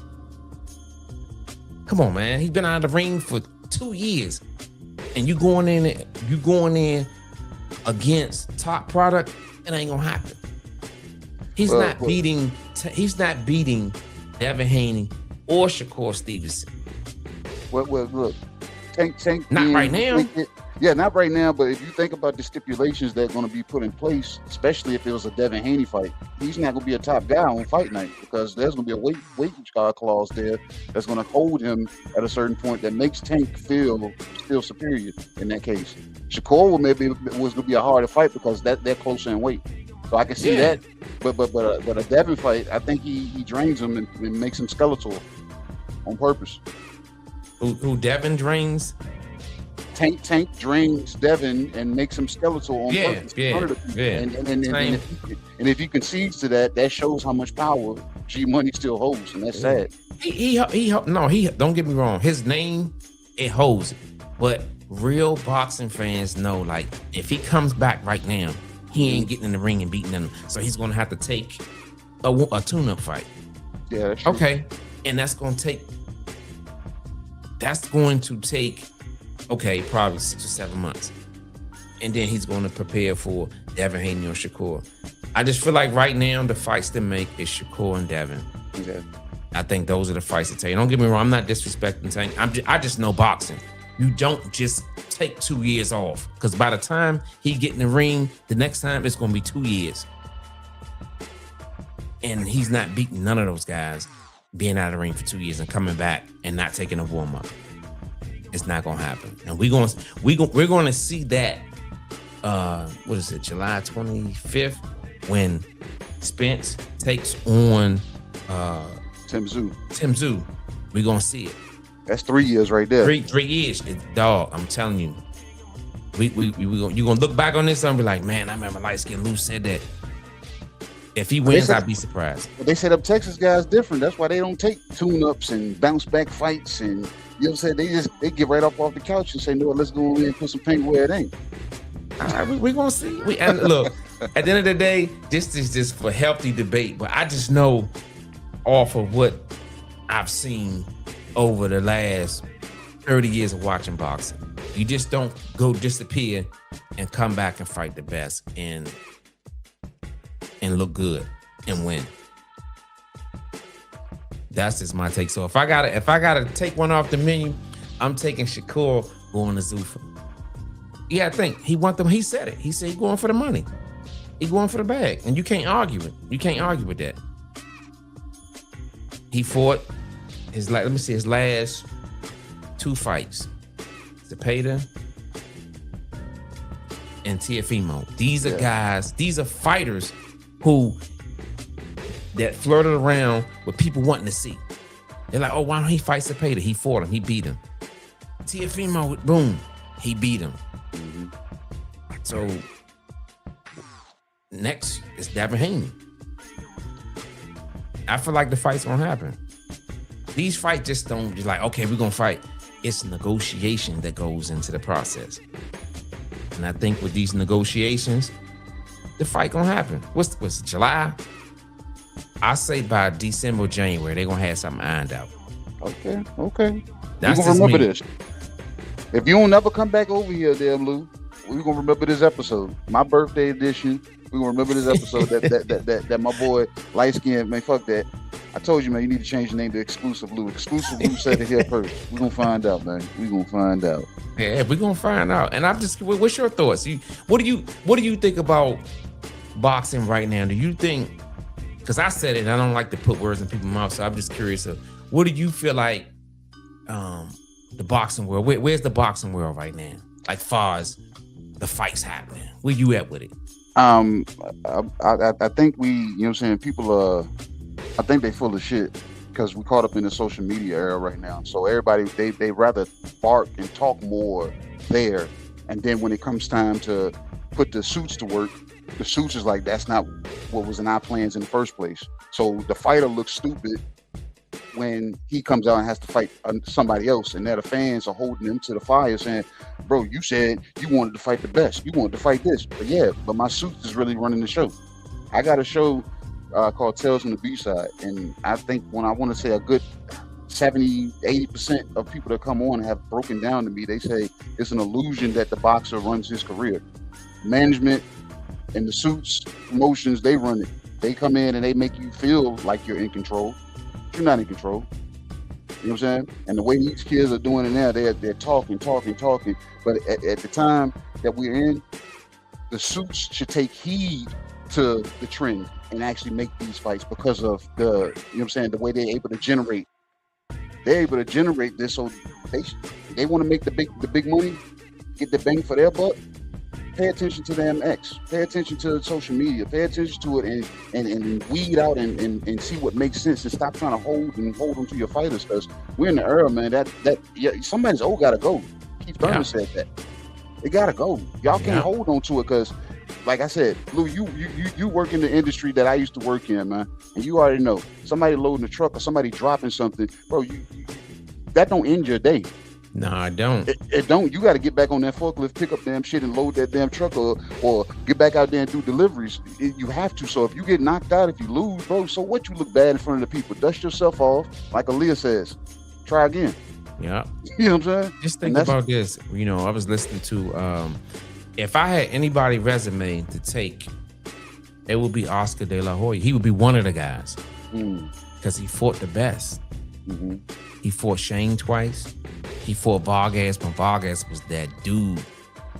Obakar, I say he fought Shane twice. He fought Bernard. He fought Pacquiao even when he was weight drained.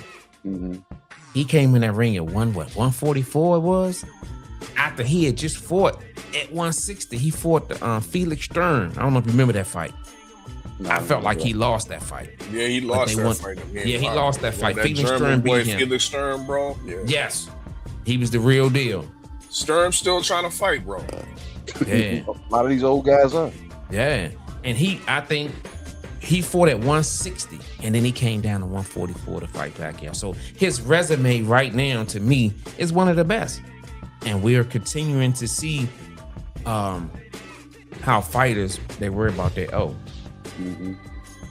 But back then, they fought each other. Shane, he fought Vernon Forrest twice.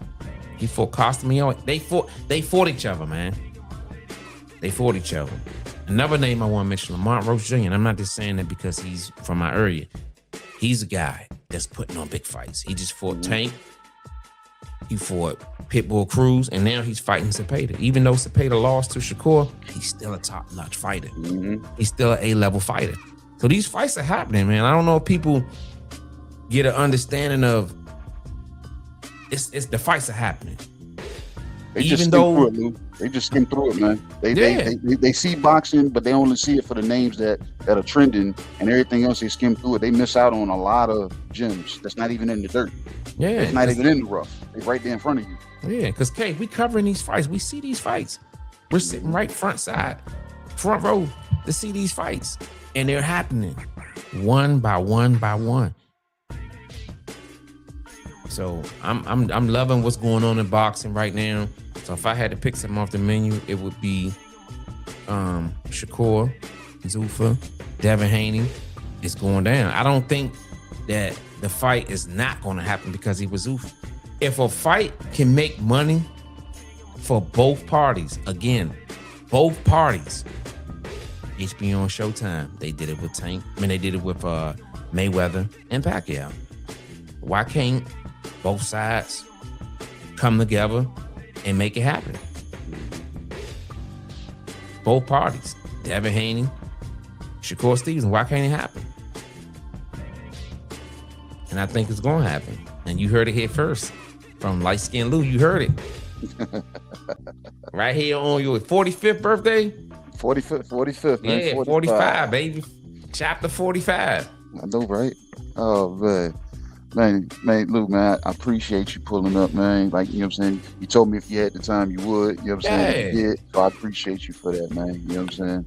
Hey, look, I came straight home from work, took my uniform shirt off. Was like, man, I gotta go tap in with my man K, man, to see what's going on. Just wish him a happy birthday and just talk boxing, man. I would love to come back and talk, because you know I'm full of opinions and just words. So yeah, man, anytime, man, shoot that link over, man. If I got time, I'm gonna pull up, man. Yeah, man. Anytime you see this pop up in your notifications, man, feel free to pull up, because if you see this show pop up, we got something to talk about. You know what I'm saying? And our fella then cooked up a great menu, man. My man, our fella, man, your favorite yet your most hated. You know what I'm saying? He's a 6-star chef. You know what I'm saying? Tell him I want to take that Shakur Stevenson with a Coke to go. We got you, Light Skin Lou. We got you. All right, champ, man. It's been a pleasure, man. AK, whenever you, man, send a link. If I got time, I'm gonna pull up, man. Man, I appreciate you, Lou, man. You know what I'm saying? And when I'm in the area, man, I'm gonna hit you up. And then, like I said, if you look at your schedule and it makes sense, man, try to be down here for the 22nd, man. That's right. Hey, look, I'm gonna try. I'm going right here, because you know the love special shout out to the lovely Kiki right here. You know she always keep my schedule. She right here to my left right here. You met her at the fights. She be on it, man. Yeah, that's, man. Hey, look, we definitely gonna try to tap in, man. But I gotta get you. I gotta get you this birthday joint. Yeah, man. Special shout out to my man K. Happy birthday, man. Continue to be great, man. Doing what you're doing, supporting the sport of boxing, the best sport in the world. Hey, K, I'm gonna tell you, I'm a basketball player, but it's something about boxing that keeps me going, man. I guess it's because it's an isolated sport, and you know it's man against man.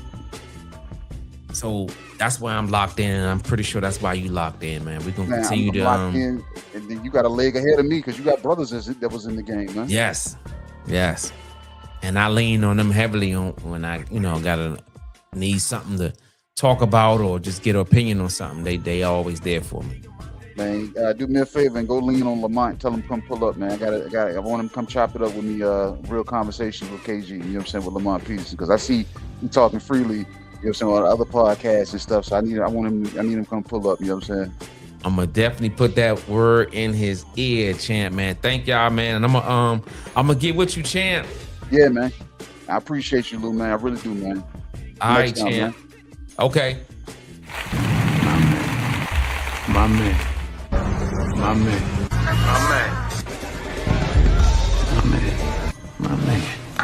Good for you. My man. You back, man. Who was that? That's my guy, man. That's my other guy. My guy, Brent Fox, man. What you doing, man? What you doing? I'm doing all right, man. Happy birthday. Hey, thank you, man. I really do appreciate that, man. Yes, sir. Yes, sir. Lieutenant in the building. Salute, Brent Fox.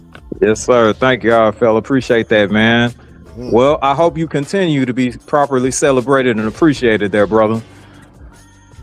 Indeed. Indeed. You know what I'm saying? You hungry? What you see on the menu, man? You know what I'm saying? Man, let's go over the menu items one more time, man. Brent, we got the sour Ukrainian cabbage. You know what I mean? Some once again may feel that Usyk is taking the easier road and not doing his due diligence by fighting Najib Kabayel. Some may feel that Usyk might be in line of trying to legitimize the Zuffa boxing belt by dropping all these 3 belts and signing, possibly signing with Zuffa. So how you feel about that? We also got the promo platter on the menu. PBC has now officially went over to DAZN and is now within the fold with Top Ranks, the Matchrooms, the Queensberries, the Boxers, the Golden Boys. So it's looking lovely over there.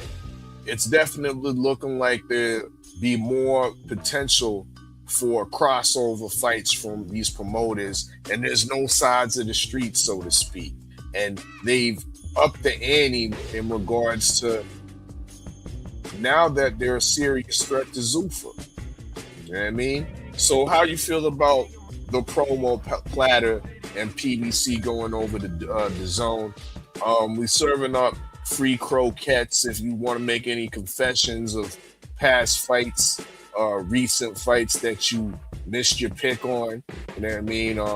You can definitely get those for free. You can also order the Zuffa box. Of course, we heard it's now confirmed Shakur Stevenson is now signed with Zuffa. How you feel about that? Are you one of those ones that are like, yo, who's he really gonna fight? Who's over there? You know what I mean? Or are you one of those ones that are thinking, yo, this is a good look and he's gonna be fighting under Zuffa, but probably on a Ring Magazine card because he is a Ring Magazine champion. You can speak on Shitty Cuz as you wish. You know what I mean? We also got roast turkey on the menu. Yes, turkey a la sheet belongs on the menu. He's rubbing people the wrong way over there in the UK with not having to fight the AJ Tyson Fury fight at the proper time over their side. You know what I mean? And I think he's been really hindering Devin Haney. I've been the first guy on the soapbox trying to tell everybody that will listen to me that Devin Haney, old Debo Dev, has been inactive. You know what I mean? He ain't been running down niggas on the street as he should. You know what I mean? It's time for Debo Dev to get back on the block. You know what I mean? And I don't care if he has a little chain or a big chain, he need to take something and get back on the, you know what I mean? Get back in that ring. But originally, I was putting all the blame on Bill and Dev. But it needs to be put on OG Turkey Johnson. So roast turkey is on the menu, Brent. And of course, sweet tea comes in a shot glass, Brent. You know what I mean? Of course, everybody loves talking about old Sweet Tank. You know what I mean? Have you heard the rumors of him trying to fight or entertaining a fight with Jesse Bam Rodriguez? Because I've heard certain content creators out here populating that rumor. You know what I mean? So I don't know if you have further insight on that rumor. You know what I mean? But yes, the sweet tea in a shot glass is on the menu for you, Brent Fox. Go ahead. The mic is yours. I appreciate that, man. All those options sound appetizing, by the way. But I'm going to go ahead and go with the Ukrainian sour cabbage. And then I think I'm going to go ahead and wash it down with some sweet tea. First and foremost, super villain. I think that Usyk just wants to basically go out a winner and leave whatever else in chaos. It's kind of like when Thanos got all the Infinity Rings, he did what he was supposed to, snapped everybody away, and then just scattered them out. That's basically the same thing that Usyk is doing.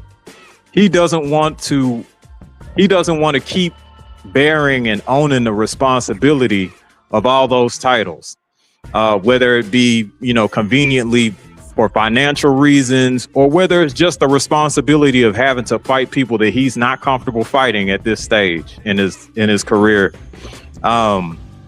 He just wants to do things his way. Obviously, he fought the kickboxer the last time.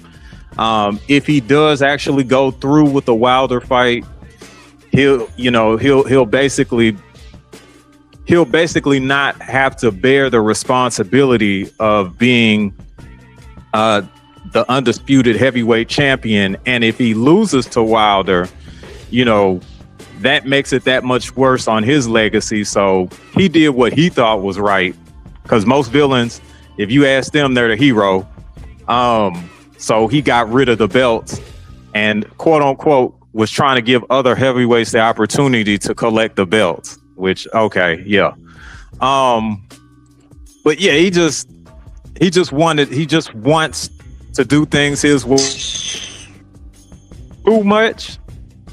But again, on principle, that's not the right thing to do. If you're the guy, then you got to bear the weight of the guy. So that's my thoughts on that. Now, as far as this sweet tea garbage goes, actually, man, I might have to send my sweet tea back, man. It's a little too tangy. I don't. Come on now, dog. Come on, man. I don't particularly care for Mr. Davis and his moves. By the way, what happened to his Muslim name? Wasn't it Abdul Wahid? I mean, what happened to that? But I just, just from the decisions that he's actually making, and he's multiple times he's intentionally said that he refuses to fight the best. He just wants to grab the bag and get out. Now that that's not an option, and now that he realizes that in order for him to get the bag, he's going to have to fight the best.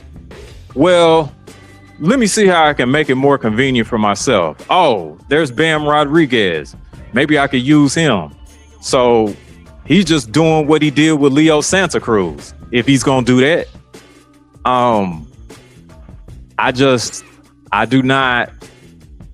I think my thing with Tank is that you have all this phenomenal talent, which is God-given. You have all these phenomenal skills, which you actually built by repetition in the gym, and you refuse to apply them to make yourself a better fighter. And legacy is important. Legacy is what actually helps you keep getting the bag. If you refuse to fight your contemporaries, then the memories that people actually have of you is going to be what if, or basically from my standpoint, you a coward. You refuse to challenge yourself, and I just don't understand that. That shouldn't be like part of a fighter's mindset. For me, and this only applies to me, in my limited. No, I'm not gonna say limited. I've been doing boxing for probably about a strong 20 years now. I've always wanted to see where I was at with the best guy that was in the gym. Not off some, I'm gonna dog walk you and do all of this. I just needed to know.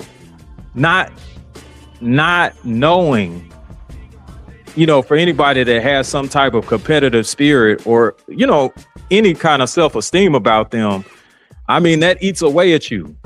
You gotta know where you at.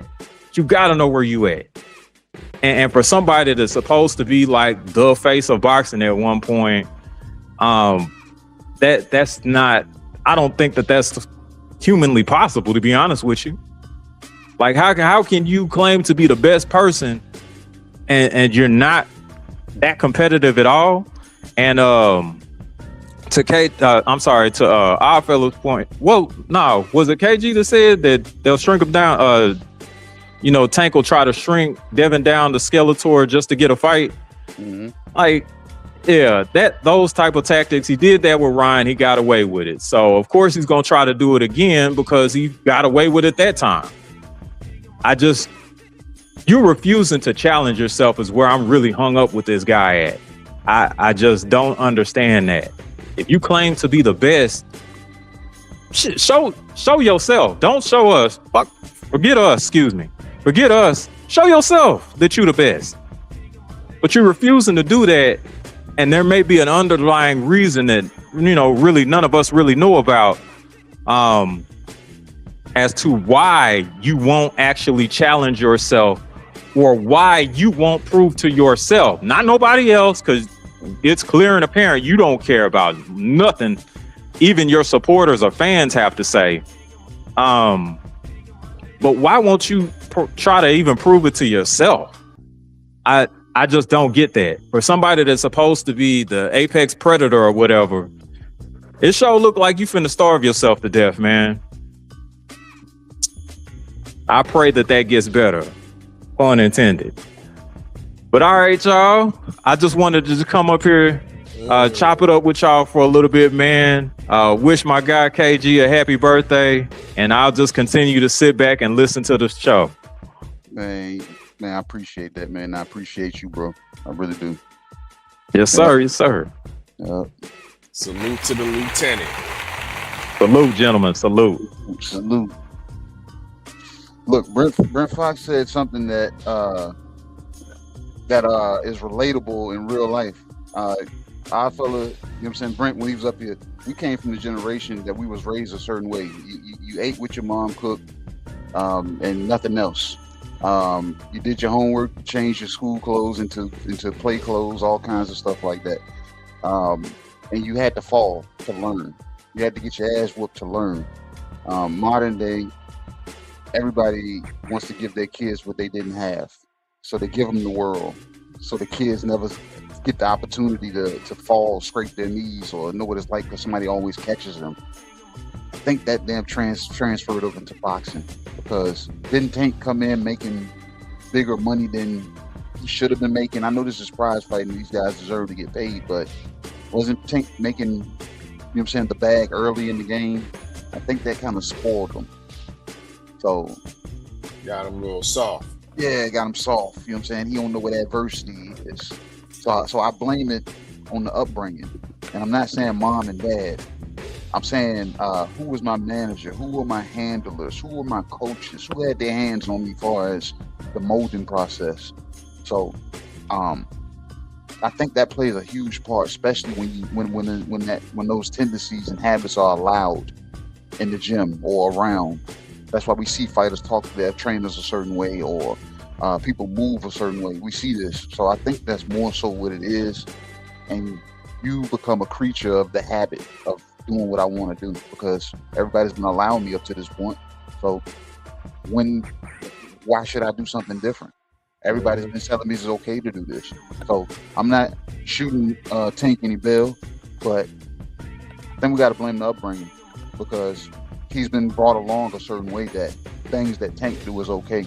Same thing with a lot of things that, you know what I'm saying, Devin Haney may do that his supporters want to force us to be okay with. You know what I'm saying? Like versus when another fighter does it, you know what I'm saying, you can't criticize him. Don't criticize him. Don't criticize him.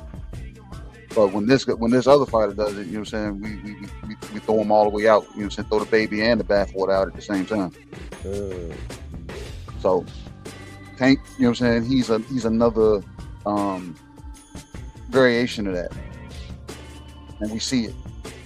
That's why I keep speaking on G Money coming into the chat and stopping traffic, because a guy that's been on the shelf that long, Light Skin Lou said it. He said, bro, he shouldn't be able to beat the top guys that he's talking shit about being on the shelf so long, but he's able to garner attention.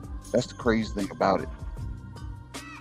you still got that much damn support, that much power that when I come in and just and everybody stops and looks to see if he's going to say their name. That's almost like on some Canelo shit. That's the way Canelo used to be. People used to hope he uttered their name. Crazy. Well, he low key on some Canelo levels though, bro. Yeah. I mean, Tank. When Tank was real active, bro. Mm-hmm. He's one of the few fighters that my low key casual boxing friends would be. They always call me like when a Tank fight. Yo, bro, you watching the Tank fight? Don't call me for no other fights, bro. But when Tank fighting, hey, yo, bro, you watching the Tank fight? You ain't lying. Let me come over there, bro. Yeah. I'm gonna pass through then, bro. Yeah, I got a zip. Yo, I got some fire, bro. Only for the Tank. Niggas pull up with gifts if you got the Tank fight playing, bro.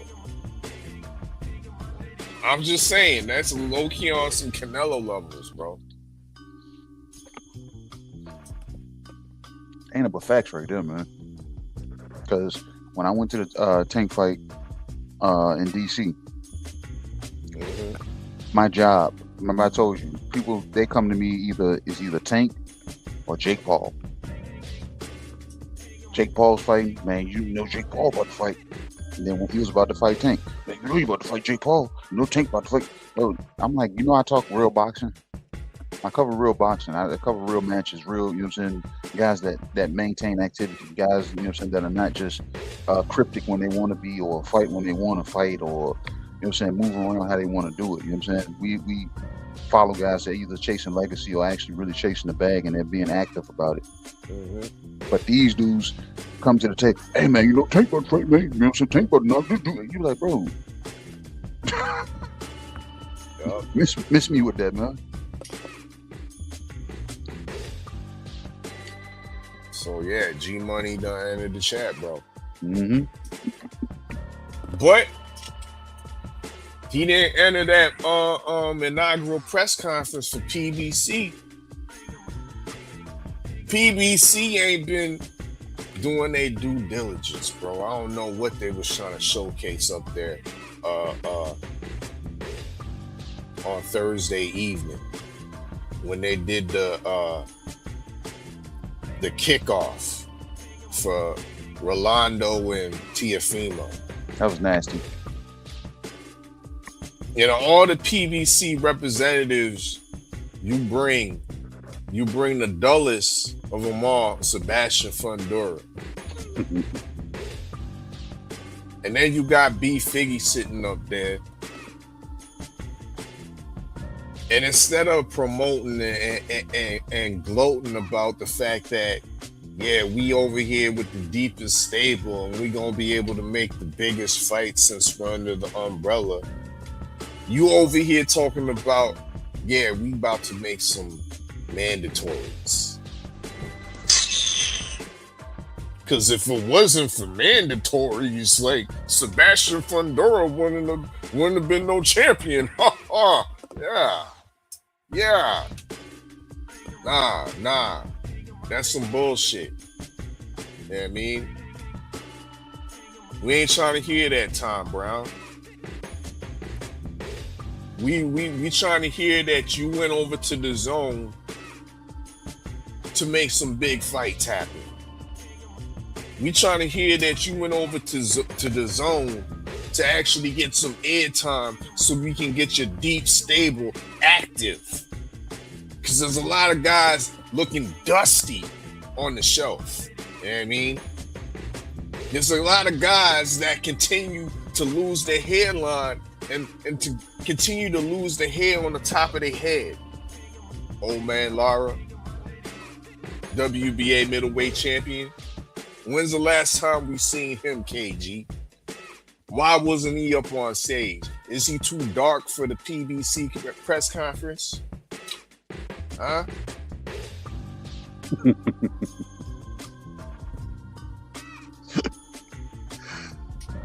You didn't stop me, man. Is Khalid too black for the PBC's futures with the zone? Where he at? What happened to the revenge tour, KG? They on the PBC ain't on that type of time. They just moved in, man. I mean, salute to the Mexicans though. I mean, I got love for the Mexicans, but bruh, can't PBC show me some versatility? Can't PBC put some homage on the Black American fighter that's handled, carried the PBC from its inception? Huh? They can't do that. They over here exporting our favorite fighters, KG. Yeah. Exporting Mal Charlo.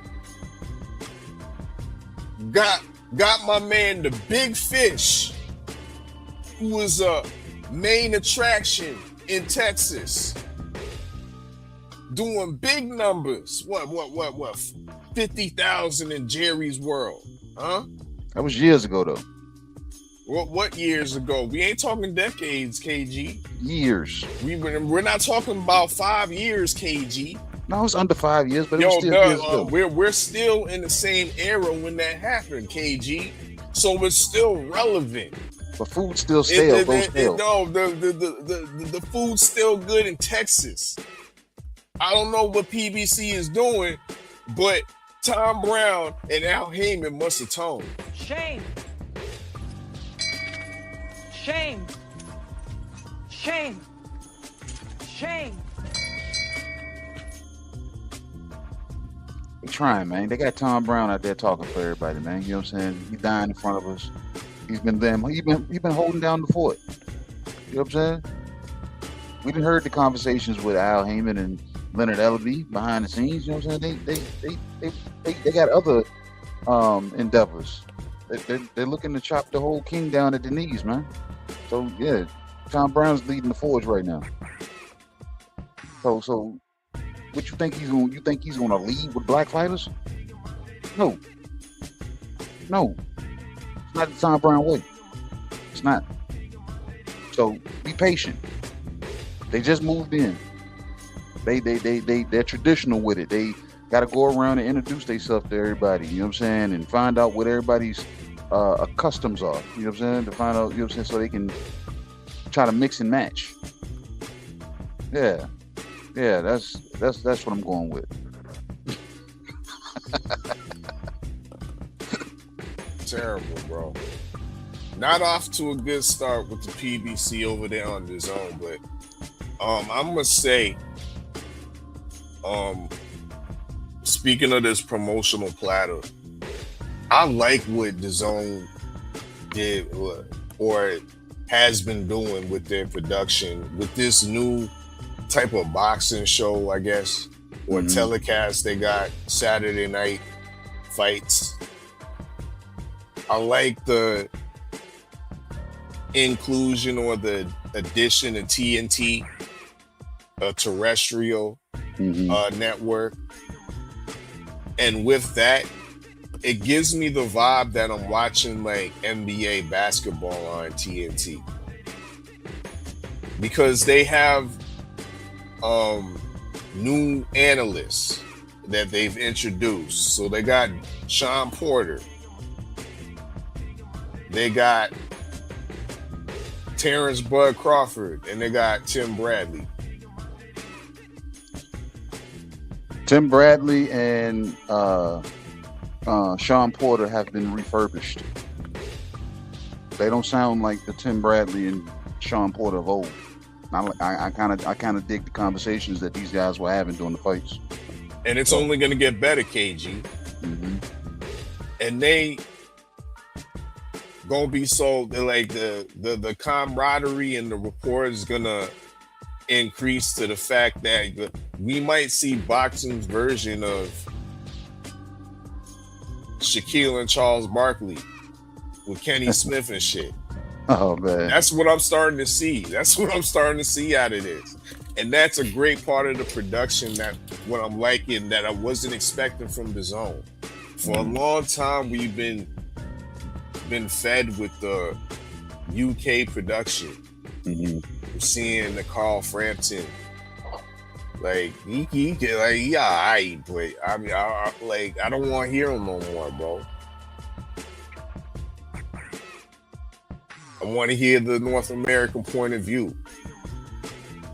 I want the North American banter. Our way of commentating and analyzing boxing. I'm just saying it might be superior. It's more pleasing to my ear. So I welcome what the Zone is over there doing with this Saturday Night Fights, with the added production, not just letting Chris Mannix and Sergio hold it down for the whole night. Now we got some credible operators behind the mic. What do you think about that, KG? I like it, man. 'Cause like I said, the candid conversations these guys are having, unless somebody sits them down and media trains them, this could be a good thing. But if they try to put them into a pocket where they actually have to exhibit their own personalities or the personality that they want them to drive with, that's where it's gonna fall apart. But as long as it stays organic the way it is, I'm with it, man. Because like I said, Bud is gonna be that guy that chimes in not when he's supposed to, and I like that. You know what I'm saying? Bud is always gonna say what he gonna say. Tim Bradley and Sean Porter and who else is up there? You saw Andre Ward, right? No, not Andre Ward. I'm sorry. No, it's four of them, right? Or is it three? No, there's a fourth, but the fourth is just you know what I mean, a guy. You know what I mean? He's gonna get he's the Ernie Smith. You know what I mean, of the bunch. He's gonna get his stardom based off of the backs of those guys. Yeah. As long as they carry it a certain way, but as long as these guys are able to maintain as much as them as possible, this is gonna be a good team. Yep, it's gonna be a good team. Yep. We ain't gonna have bullshit. You might actually want to actually listen to the commentary. But if we start seeing these guys speaking in one direction when it only comes to the damn fights, saying, "Oh man, look what this guy did," and look at this, you're like, come on, man, you don't see this other guy he's getting touched up. So if they start doing that, that's when, well, they ain't no different from nobody else. We'll call them for their bullshit too. Look like, Bud, what the fuck was you talking about? Sean Porter, what the fuck was you talking about? New guy, what was you talking about? But if they, you know what I'm saying, speaking solid shit, well, they gonna keep the attentions of people, because this is a black fighting damn commentary team. All of them have fought, all of them held titles. So I don't think you can get no, you know what I'm saying, get no better than that. As long as they stand firm on who they are.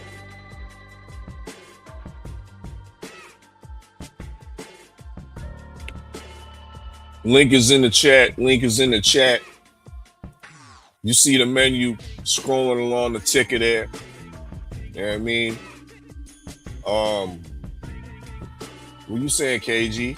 I want to keep the lounge open for another 10, 15 minutes? Let's say 5 to 10 minutes to see, you know what I'm saying, if anybody shows up. Well, shit, speak of the devil. But, because then if we cut it to 5 to 10 minutes, then I can get the shenanigans and still function for my birthday. But it is what it is, you know what I'm saying? And we got Tommy in the house, man. Yo, what's good? What's up, Tommy? What's going on? Happy birthday, KG. Thank you. The good doctor. Thank you. Came in the 4-5. That's what's up, man. Happy birthday, man. Wish you many more, man. Real quick, man. Just a quick peek, real quick. Check it out. You see it? I think your background is, you know what I'm saying? Yeah, my That's not background good. sucks. Oh, we see. Yeah. Yeah, Okay, yeah. the gold standard, usual Check it. suspect Check thing. it. Yeah. Uh-oh. Oh shit. Okay. Nice hat. That's a nice hat right there. I might have to Yeah, give you yeah, one. this is- My hat Shop ain't got Black and long. white one too? usualsuspect6.com. The jersey too. Oh, you got the okay. Oh shit! I'm ready to go play softball out here with these Dominicans. You're gonna play roly poly. Okay. I'm ready to go play softball with the Dominicans out here, man. The Grand Concourse. Go play stickball, yeah. Stickball in Stickball Boulevard. We got Stickball Boulevard out in Soundview. Oh man. And yo, we could do that. But yo, what's good, man? I don't know about the menu. I feel a lot of people getting at, you know, my man Shakur, aka Shitty Cuz, and I mean, yes and no, a little bit here, a little bit there, but you know, these fighters are gonna do what they want to do. You know what I'm saying? They're gonna make their own moves, and they're gonna put themselves in position to make the biggest buck, because that's just what it is in this era of boxing. You know what I'm saying? So I'm not completely mad at Shakur, because other fighters are trying to do the same thing. It just so happens that Shakur is ahead of them right now. You know what I'm saying? Like, I'm sure the Devin Haney fans are quite upset, but they're upset because I think they're a little bit jealous. You know what I'm saying? Because their announcement hasn't been made yet. No announcement of them signing. No $100 million yet, confirmed. Like we heard, a couple months ago? You know what I'm saying? So He ain't lying. I don't think anybody should be upset with Shakur. Shakur's been active. He just went up to 140, defeated the ring champion, the lineal champion, just became the WBO 140 pounder. Right now, he's a 140-pound fighter. Hasn't even gone up to 147 yet.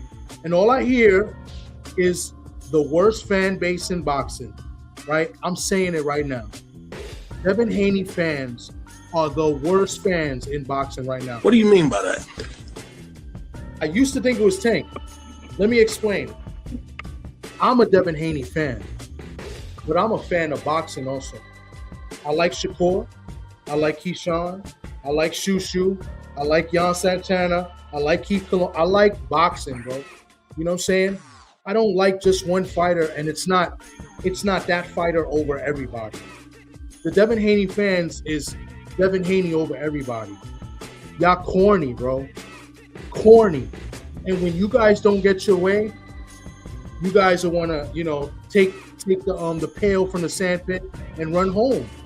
You know what I'm saying? Or take the ball and go home. Crying. Always crying. You know what's funny?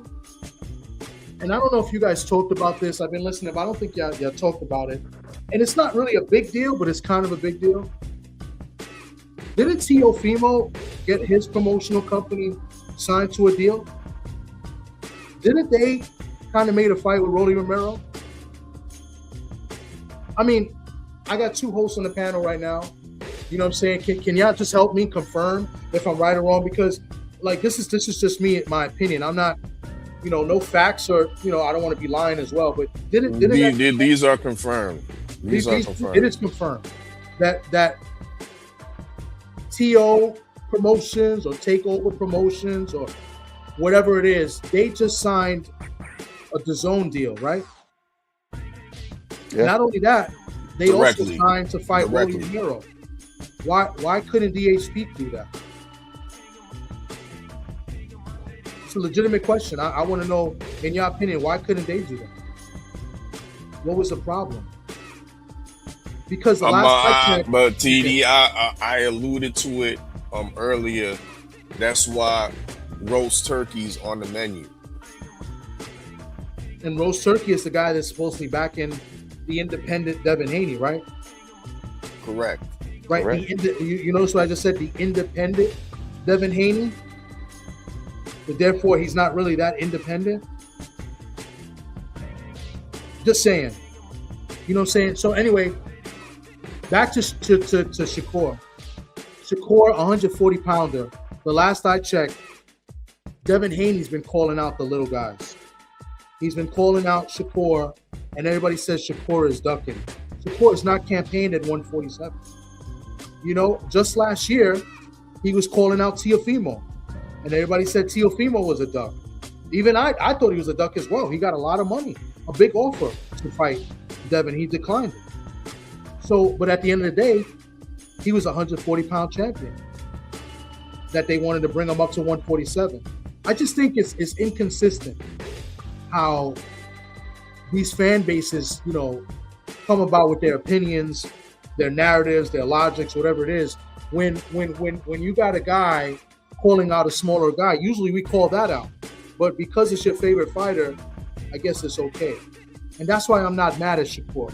Let Shakur do what he wants to do and let things, you know, let the business of boxing just unfold little by little. And that's what he told y'all. He didn't lie. He said, just wait and see, just wait. And he got to deal with Zuffa. Whether or not Devin Haney gets to deal with Zuffa or not, Shakur got his done.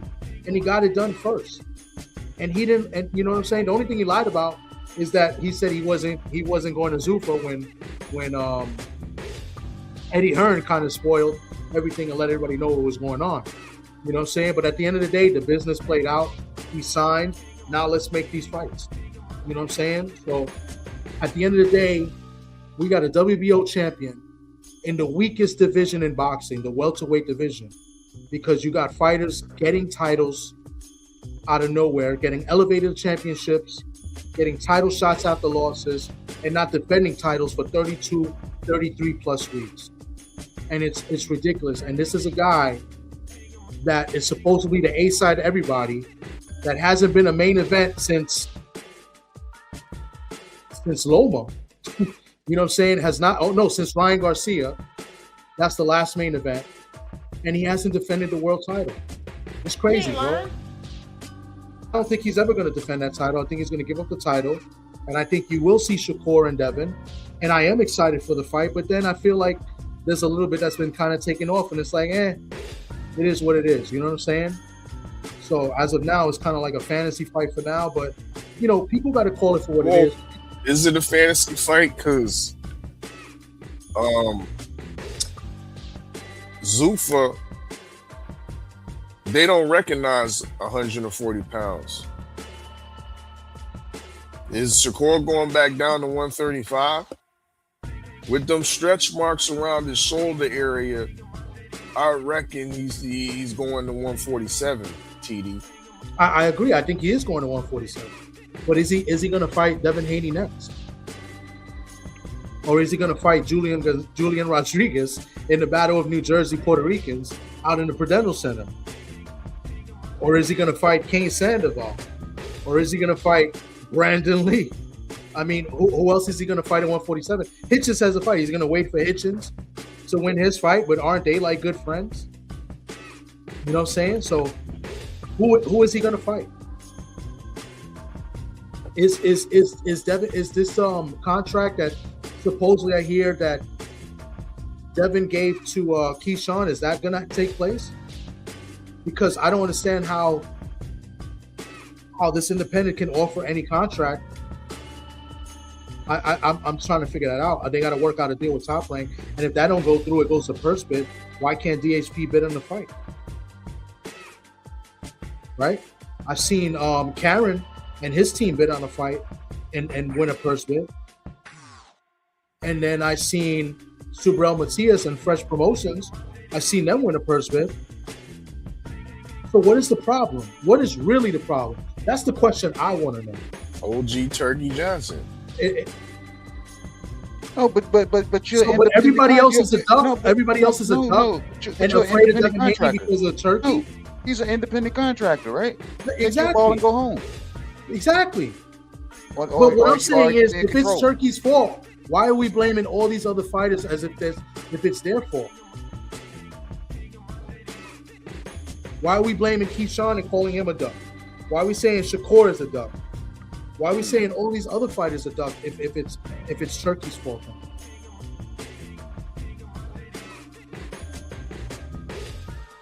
Hello? Why you talking to you? Yeah, you talking to you? Because why are we saying that? Because we all know the man got one fight left on his contract. We all know. No, man, he the money man, man. He Listen. running the show. The numbers are out there. I mean, we all know that the deal was a $36 million deal for 3 fights. Two of those fights have been fulfilled, and the last fight has yet to be fulfilled. Turkey is looking to get the biggest bang for his buck for that last $12 million.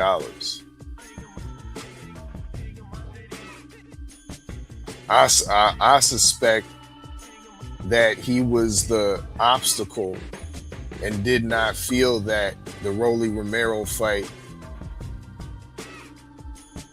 was good for his investment. I agree. But that's not the word on these what do you call them? These YouTube streets or these YouTube channels or the social media channels or whatever you want to call it. That's not the word. The word is that Rolly and the PBC that they ducked, that they made a bullshit offer. And that card, I believe, was not going to be a ring card event. That was going to be a PBC event.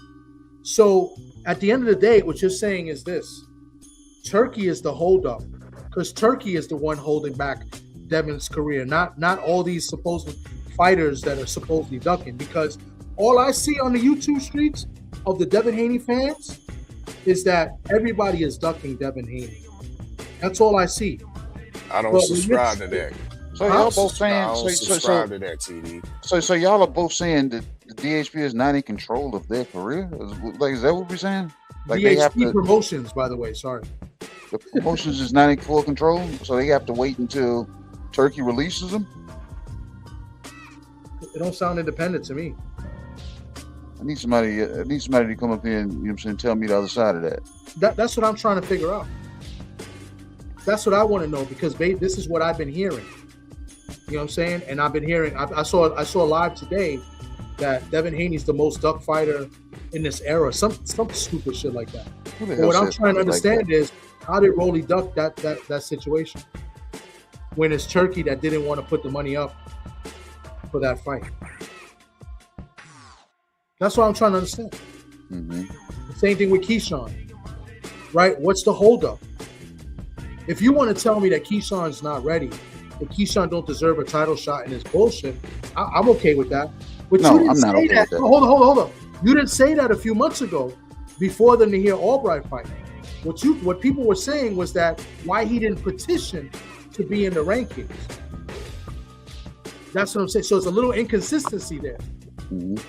That's what I heard. Now, listen, again, yesterday somebody called me a liar, right? So if I'm lying, please correct me. Or if I'm saying something incorrect, please correct me. But somebody called me a liar when I was literally telling the truth and try to, shame me on a panel. It's like I was talking shit when I was speaking 1,000% facts about the welterweight division. And I proved it with dates and receipts.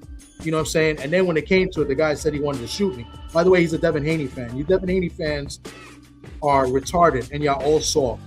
Y'all not really about that. So, but anyway, this has really happened. This really happened yesterday. So if I'm lying, I want somebody to, correct me or tell me that I'm telling a lie, because I'm asking a question at the end of the day.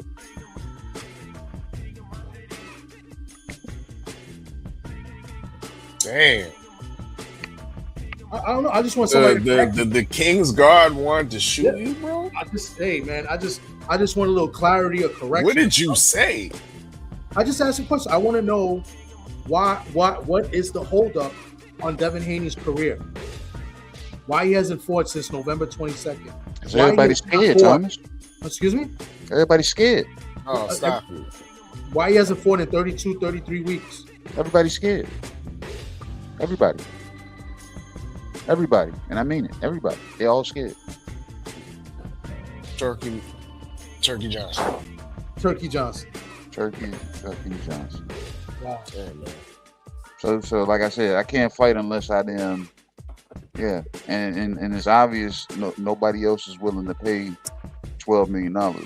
So everybody else is like, yeah, you need to go sort that out with Turk. We can't Crazy, fight. bro. It's crazy. Tio made a deal with Rolly. Yeah, easy. Easy, and he don't even deserve a title shot. But then again, you got Rolly who was given and elevated a title and hasn't fought in over a year. It's going on what 15 months, I think. 15, 16 months. He hasn't fought since I believe last May. So 14 months, going on 15. Like, that's crazy, bro. You know what I'm saying? So like the welterweight division is trash. And it's not trash because of Devin Haney. It's just trash because of the sanctioned bodies and the way things are being moved. You know, activity. But what I'm trying to figure out is what's the holdup on Devin Haney's career. We know what the holdup was with Rolly. They weren't really trying to fight anybody. You know what I'm saying? Like, he's been out for a minute. You know what I'm saying? But look, Tio just got a contract with DAZN, his own promotional company. And they made a fight with Rolly. I guess he got faith. He believes in himself to put the money up. Yeah. And I don't know. I just need some clarity and some understanding because, like I said, maybe I'm wrong. You know what I'm saying? I'm just asking questions. You know what I'm saying? Nah, you ain't wrong. I think Turkey Johnson is robbing us of seeing Devin Haney's prime. Yeah. Like, he's entering his prime, and within this prime, he's now fighting like he's Money Mayweather, and at the tail end of his career, like he's in his late 30s or something. Not like no, Money Mayweather. brother. We need to gain some activity. You know what I mean? And take this opportunity while you're still entering or within your prime.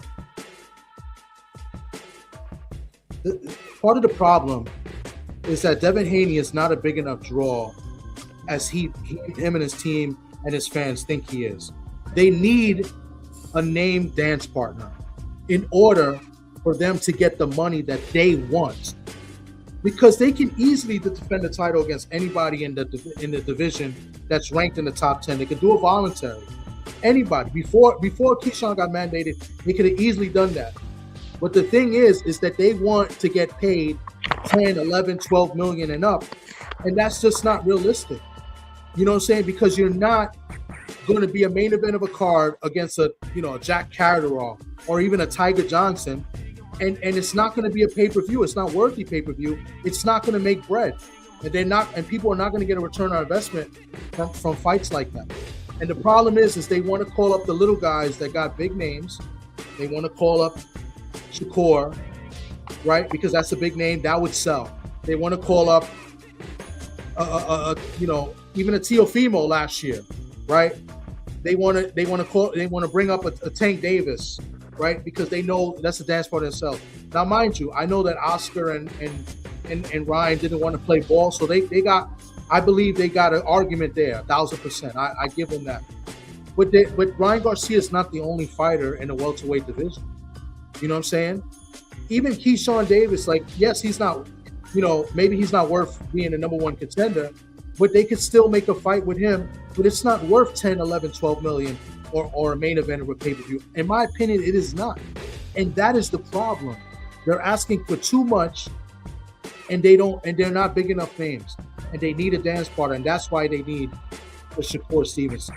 And I just think it's kind of crazy that people don't see it that way. You know what I'm saying? People criticize Shakur for what he said, but I mean, when he says he wants to go to 147 and fight Conor Ben, I don't take that as a duck or him talking crazy. I'm taking it as he's giving Devin Haney his respect. It's like, I think Conor Ben is a bum. I'll fight him at 147. He's trash. But Devin Haney's just too good to fight at 147. I don't think he's too big. I don't think anything's wrong with that. Or he's just too big, because I know you're going to show up 170 pounds. Yeah, but I don't think anything is wrong with that. I just think he's giving him his just due and his credit. You feel me? Like, and I think people are just twisting it one way and they're making it look like he's scared. And I think that's diabolical, because the guy's never fought at 147. You know what I'm saying? So, I mean, it's crazy, like, the way these narratives are being thrown out and the fandom is being put. But at the end of the day, we got a fighter that's not active.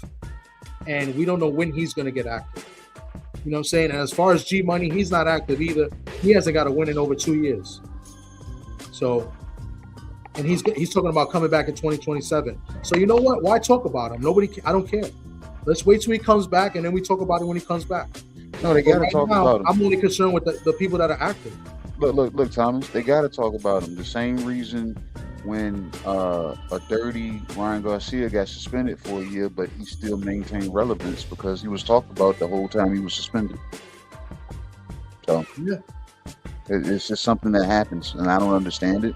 When we got a lot more boxing going on in boxing, and I don't like it. Yeah, we have a lot of boxing going on, so we keep fires burning because we keep providing oxygen to it. Yeah, and it's crazy because Ryan Garcia didn't deserve a title shot. No, you know what I'm saying, and he got one right after a loss, after a year suspension. The sport is crazy right now. That division is trash. The welterweight division used to be one of the elite divisions in boxing, right? And prestigious divisions in boxing. And it's garbage right now. We're not even giving the young fighters the opportunities.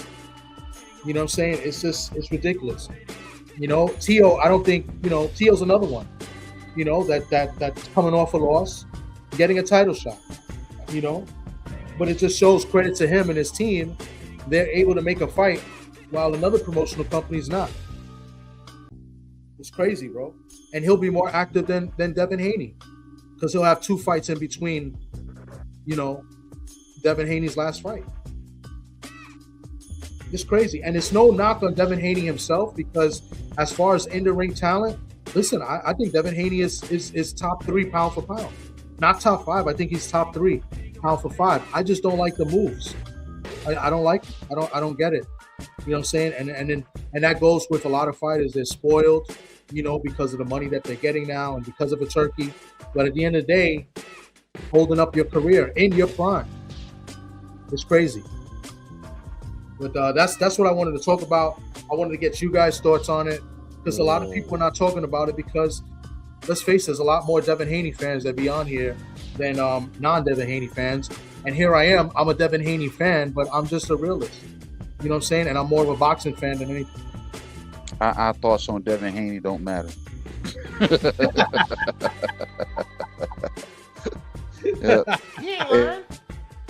Talking about Devin Haney, they say we do not care.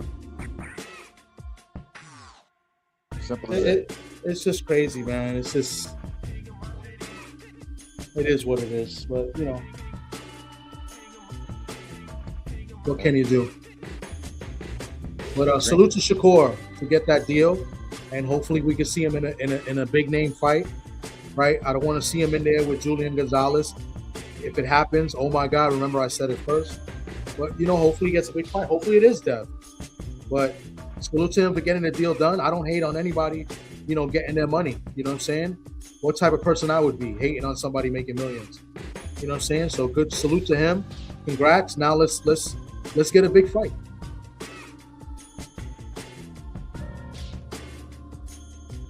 Indeed. Yeah, I don't want to see no Sunday night Zuffa scrub for shitty cuz next. We don't need that. We don't need that. But anything else you want pick off the menu before we close down the lounge? Let's see what else we got. I mean, listen, let's I don't know if this falls in the category, but let's go croquettes, right? And speaking of croquettes, we always talk about the fight pool. So I want people to come in and join the fight pool. It's fun, you know what I'm saying? Win or lose, there's good conversations in the chat. I would hope people would, you know, come and join and put their opinions in there, make their predictions. You know what I'm saying? I'm gonna sponsor 2 people to play. So if you want to play and you're confused about it or not too sure and don't want to put the money up and you just, you know, want to try it out, let me know.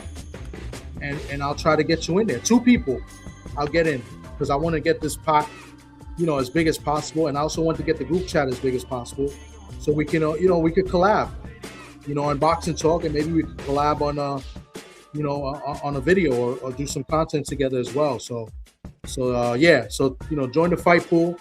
You know, congrats to the previous winner, KG, and the 2 previous, which is myself and Not previous, Cadillac Red. man. The current champion. The current champion. Get it right. The reigning, defending champion. Get it right. And the two former champions in myself and Red. By the Red, Red is the reigning and defending champion of the Crow Eaton. He's the Crow Eaton champion. You know, we call him AKA Coin Flip. You know what I'm saying? So he's gonna redeem himself. Hopefully this fight pool as well. He's not here to defend himself, so it's easy to pick on him. So I might as well. I'm gonna go in. So AKA Coin Flip. We'll see you in the fight pool. That's my man Cadillac Red. But he also has a crystal ball. Indeed, you know what I mean? More info to get in this season 4 of the US6 fight pool. usualsuspect6.com. You know what I mean? Hit us up on Instagram at US6 on IG. You know, dig? There go the Crow Maximus. You know what I mean? Yeah, get into the fun. We only predict the top fights, championship fights, important divisional matchups, right? Male and female. Don't think we just out here predicting just male fights. Nah, we predicting the female championship fights as well. You know what I mean? So we get it in for 14 weeks straight. And the player with the most points and the highest prediction rate does win the championship jacket. Only three individuals, 3 players own one of these jackets. You know what I mean? They also, the winner gets the 100% share of the league pot. So each player puts in their $15 for the 14-week season. That all goes into the pot, and that goes directly to the winner, the top player, the numero uno. And of course, you also get the status of being the lineal crystal ball holder. You in the dig? So once again, more information on usualsuspect6.com or on IG, US6 on IG. Hit any one of us up. TDKG 503 Cadillac Red. Stay ready, Boston TV. And we'll definitely get you more information so you can join the illest league on these boxing streets. Yes, indeed. But TD, we thank you for pulling up. You already know, man. I appreciate you guys for having me. Thank you. That's what's up, TD, man. I appreciate the birthday blessings, man. My man. My man. My man. My man. My man. My man. Good for you. My man.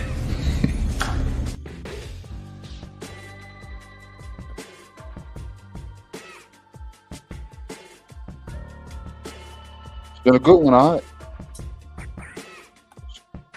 I think it's starting to catch on. You know what I mean? We had a bunch of people, you know what I mean, come up on stage and grab the mic, spit some bars. You know what I mean?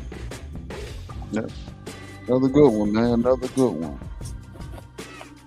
know what I'm saying? Let's go ahead and get these damn tops put on these bottles. Clean this damn get the dishwasher stacked. Yeah, man, get this ice trough down, get this ice up out this damn tray. We need no bacteria building up, you know what I'm saying? We want to thank everybody that mics. Yep, we want to thank everybody that showed up, showed out, you know what I'm saying? Came and spit your game, talk your shit. Shout out to my boy Light Skin Lou, you know what I'm saying? He went home and set up. You know what I'm saying? Went home and went to the studio and set up. You know what I'm saying? Came and, you know what I'm saying, pulled up. Anybody that knows anything about DMV boxing, Light Skin Lou is that guy. You know what I'm saying? gonna interview everybody from the DMV. Any damn DMV event that's going on in his damn area, bro. Light Skin Lou and Kiki are gonna be there. You know what I'm saying? So shout out to him and her for doing that thing and giving me some of the game that I utilize when I'm on the media scene. When I got boots on the ground, I've picked up game from, you know what I'm saying, the likes of the Light Skin Lou's. So I can appreciate guys like that. Mr. Sheldon, first time pulling, you know what I'm saying, pulling up to the lounge. We appreciate you, bro. You know what I'm saying? Because that was my first time actually talking to you. Who else did we have for the first time? BBO, we missed you. You know what I'm saying? You gotta be patient, man. One at a time. You know what I'm saying? The bartender only can make one drink at a time. He uses good hand. And Mo the mixologist is not here, so you know what I'm saying? We can't be at an expedient rate when it comes to making these drinks. But and shout out to everybody. Like I said, my boy Brent Fox. That's my guy right there, man. The lieutenant for real. You know what I'm saying? He checks in on you, make sure everything's on the up and up. And he actually can talk boxing. And he ain't no slouch in the ring his damn self. So that man, you know what I'm saying, he still gets into the gym. I hope so. And puts the gloves on himself. So shout out to everybody that didn't come, but they did send me either a phone call, text message, or voice message. Shouting your boy out, telling him happy birthday. Telling me how, you know what I'm saying, they appreciate, you know what I'm saying, what it is that the usual suspects do. And their continued support. So shout out to them. Shout out to the brothers that had life going on, I guess, you know what I'm saying, because I figured the brothers would have might have showed up, if for nothing else, they might have showed up to this. But shout out to them and whatever it is they're doing right now. I wish them well as well. But I'm ready to shut this damn lounge down so I can potentially get out and partake in more shenanigans.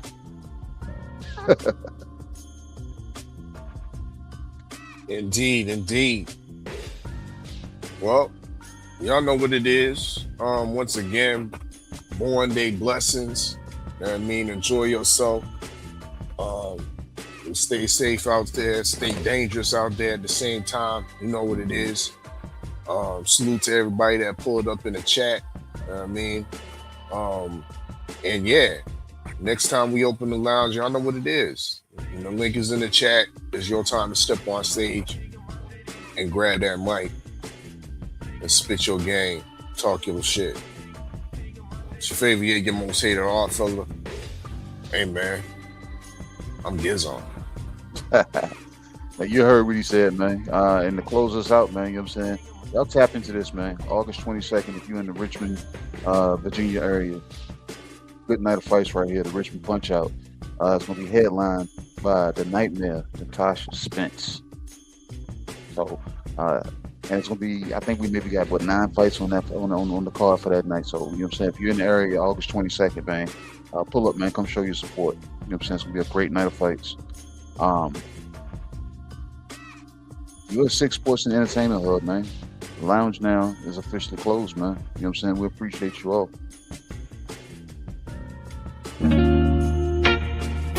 UsualSuspect6.com.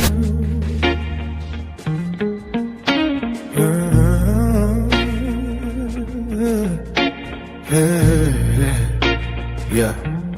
The good Dr. KG, white coat over all black. Prescription for the truth, they allergic to the contact. Cadillac, red beltway, smoke in a dialogue. Chrome voice, street sermon, drag sparks through the catalog. Odd fella, aka Dana Black. Calm mind in the madness, turn the circus to a classic. Make the chaos look practice. Stay ready, Mac, what go down with the room still. Wide as a lock safe, heavy as a truth pill. 503 line, Houston hunger in the bloodline. One clip, crack the code, now the timeline doing drug lines. US6, 5 finger fold, now the fifth speak fluent. Make pain sound rich, turn pressure into movement. Boxing full of false gods, selling dreams to believers. We pull facts from the mud, wash the dirt off the receipts up. They try